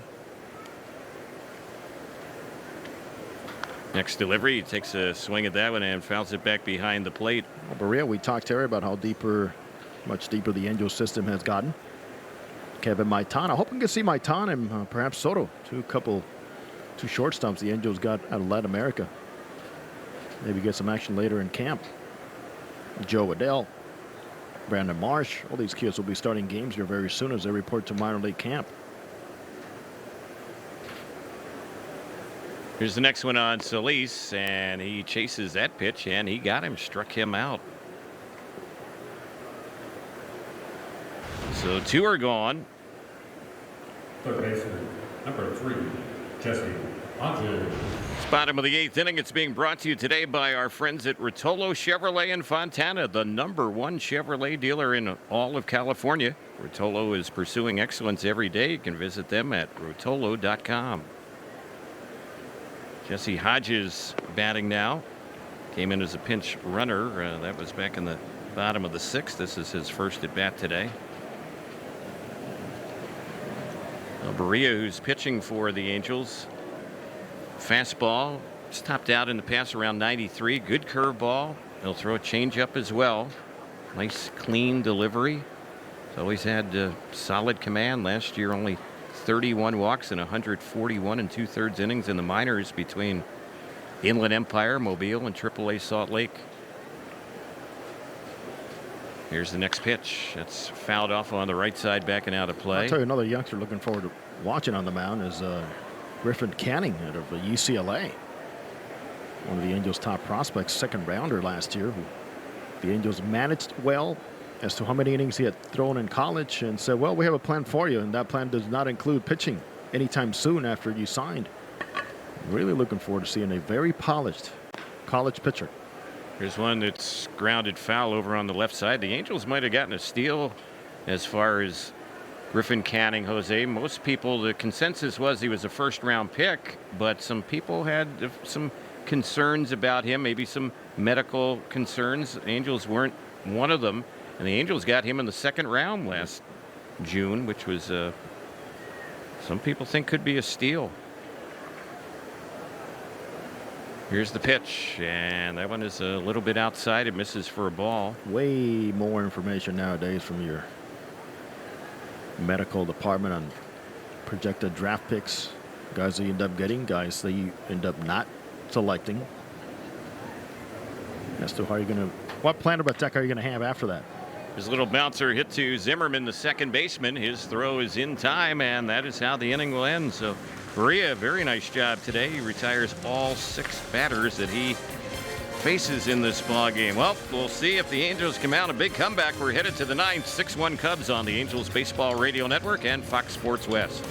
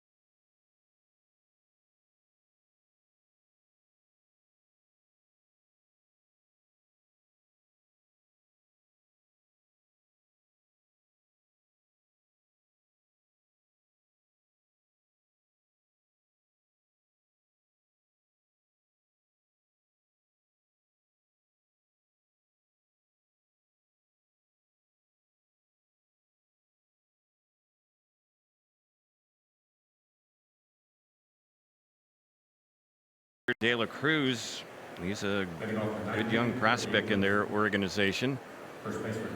And he will face the Angels as we go to the 9th inning. De La Cruz replacing Hancock, who worked last inning against the Angels and did not allow any hits or runs, walked a couple, struck out one, and threw a wild pitch. So De La Cruz, big guy, 6'4".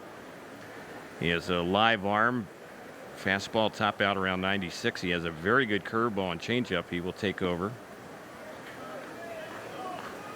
And his first delivery, that one pitch that misses ball one on Chris Carter. He's gone all the way today at first base, 0 for 3 at the plate, and he takes that one on the outside part of the plate. Count even, it's 1-1.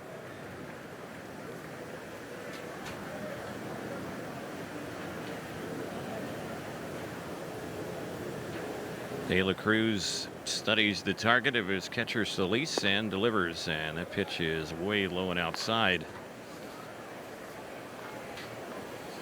2 balls and 1 strike to count. Young pitcher making his 4th appearance this spring. He's had a couple of saves for them, 3 1/3 innings of work, no runs allowed, 1 hit, and there's one that's outside. So it's a 3-1 count. Jose Mota is headed downstairs. He'll be joined by Mark Gubicza on Angels Live. That's coming up after the action on Fox Sports West. Here's the pitch. That's fouled back to our right, backing out of play. Angels will get ready to head back to Tempe Diablo Stadium for a game against the Giants tomorrow. The Angels will have a split squad day with another Angel squad playing the Giants in Scottsdale. Here's a little chopper hit to short. Should be an easy play. The throw to first will get Chris Carter, who's had an 0 for 4 day. That's 1 gone here in the 9th.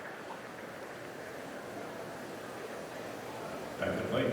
Next batter for the Angels will be Reimer Liriano, who's played the whole game in left field for the Angels. He's had an 0 for 3 day.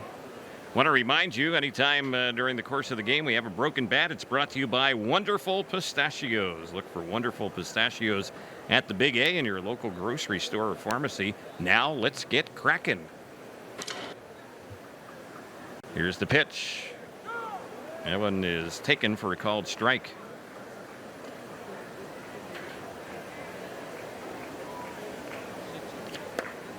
De La Cruz kind of reminds you a little bit of Kenley Jansen out there on the mound, kind of built along the same lines, holds his glove up in front of his face.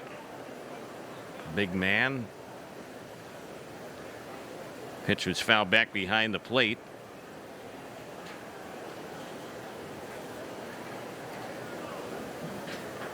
No balls and 2 strikes to count here on Liriano.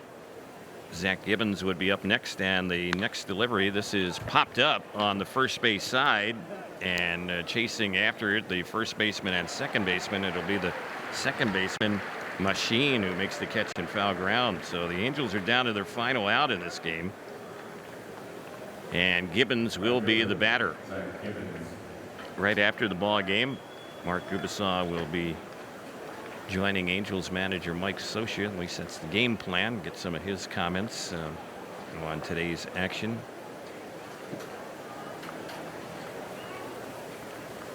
Here's the pitch, and that's a little bit high and away. It misses for ball 1. Our broadcast tomorrow from Tempe Diablo, Andrew Heaney for the Angels. Tyler Beatty will pitch for the Giants. Pitch fouled off on the right side, backing out of play. Well, that game is going on tomorrow in Tempe. The other Angels squad will feature Parker Bridwell facing the other Giants squad. So a little double header action, if you will, simultaneously between the Angels and the Giants tomorrow here in Arizona. Counts 1-2. Zach Gibbons trying to keep the game alive. Here's the pitch. He lifts that one in the air down the right field side. That ball is carrying down the right field corner, but it is a foul ball. That's just about where Gibbons hit one a couple of innings ago, and that one stayed fair and dropped in, and he ended up getting a 2-out triple. He's trying to do something with 2 outs here with the ball game down to its final out.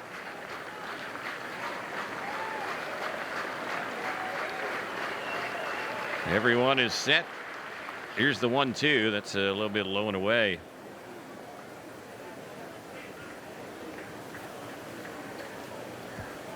One ball, 2 strikes to count.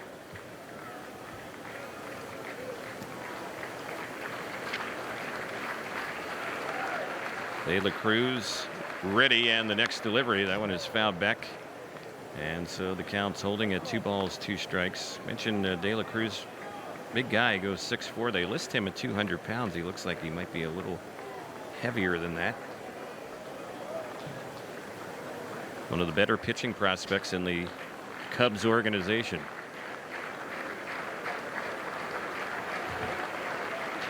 Here comes the next delivery on Gibbons, and he smacks this one on the third base side. It's stopped there by Hodges, and that's going to be how the game ends. He throws him out at first base, and the Angels have a quiet 9th inning today here against the Cubs. So Chicago wins it 6-1 the final.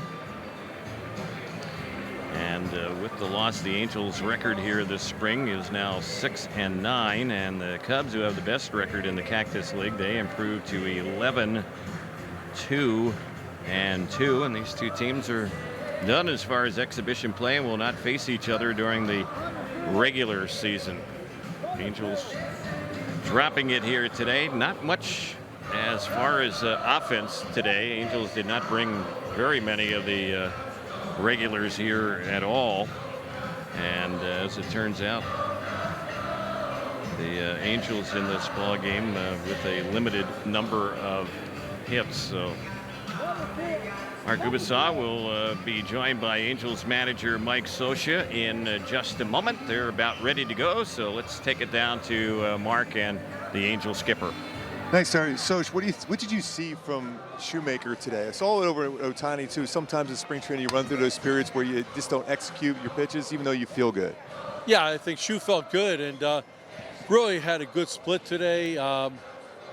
Didn't quite locate the fastball like he wanted to. Lost some counts, and then you know they got on some fastballs and he hung one split and a slider. But you know, for spring training, as we'll look at the tape.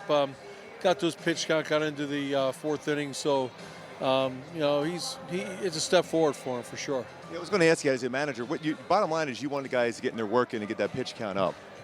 Oh, no doubt. You want him to get it, you know, get out there, and just as much the pitch count is just to get up a number of times. And you know, right now you're getting the guys up the 3, 4, 5 innings, and hopefully that'll grow in the next couple of weeks, and then we'll have a guy that can go out there and pitch deep enough to win a game. Good stuff from Blake Parker today, though, right?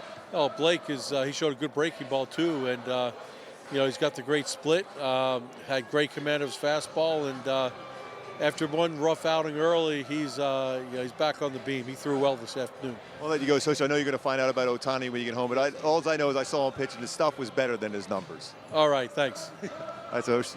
All right, Terry, back to you. We're going to be talking a little bit more about Ohtani on the postgame show, along with Matt Shoemaker, too. All right, thanks. That's Mark Gubicza with Angels manager Mike Scioscia. The Angels drop it here today to the Cubs 6-1. We want to thank you for being part of our broadcast here from Sloan Park in Mesa, Arizona. And for those of you watching on Fox Sports West, Jose Mota and Mark Gubicza will have a lot more post-game analysis coming up on Angels Live. On the radio side, we'll have more post-game coverage for you on our flagship station, Angels Radio AM 830. Again today, Cubs over the Angels 6-1. Thanks for joining us on the Angels Baseball Radio Network and Fox Sports West.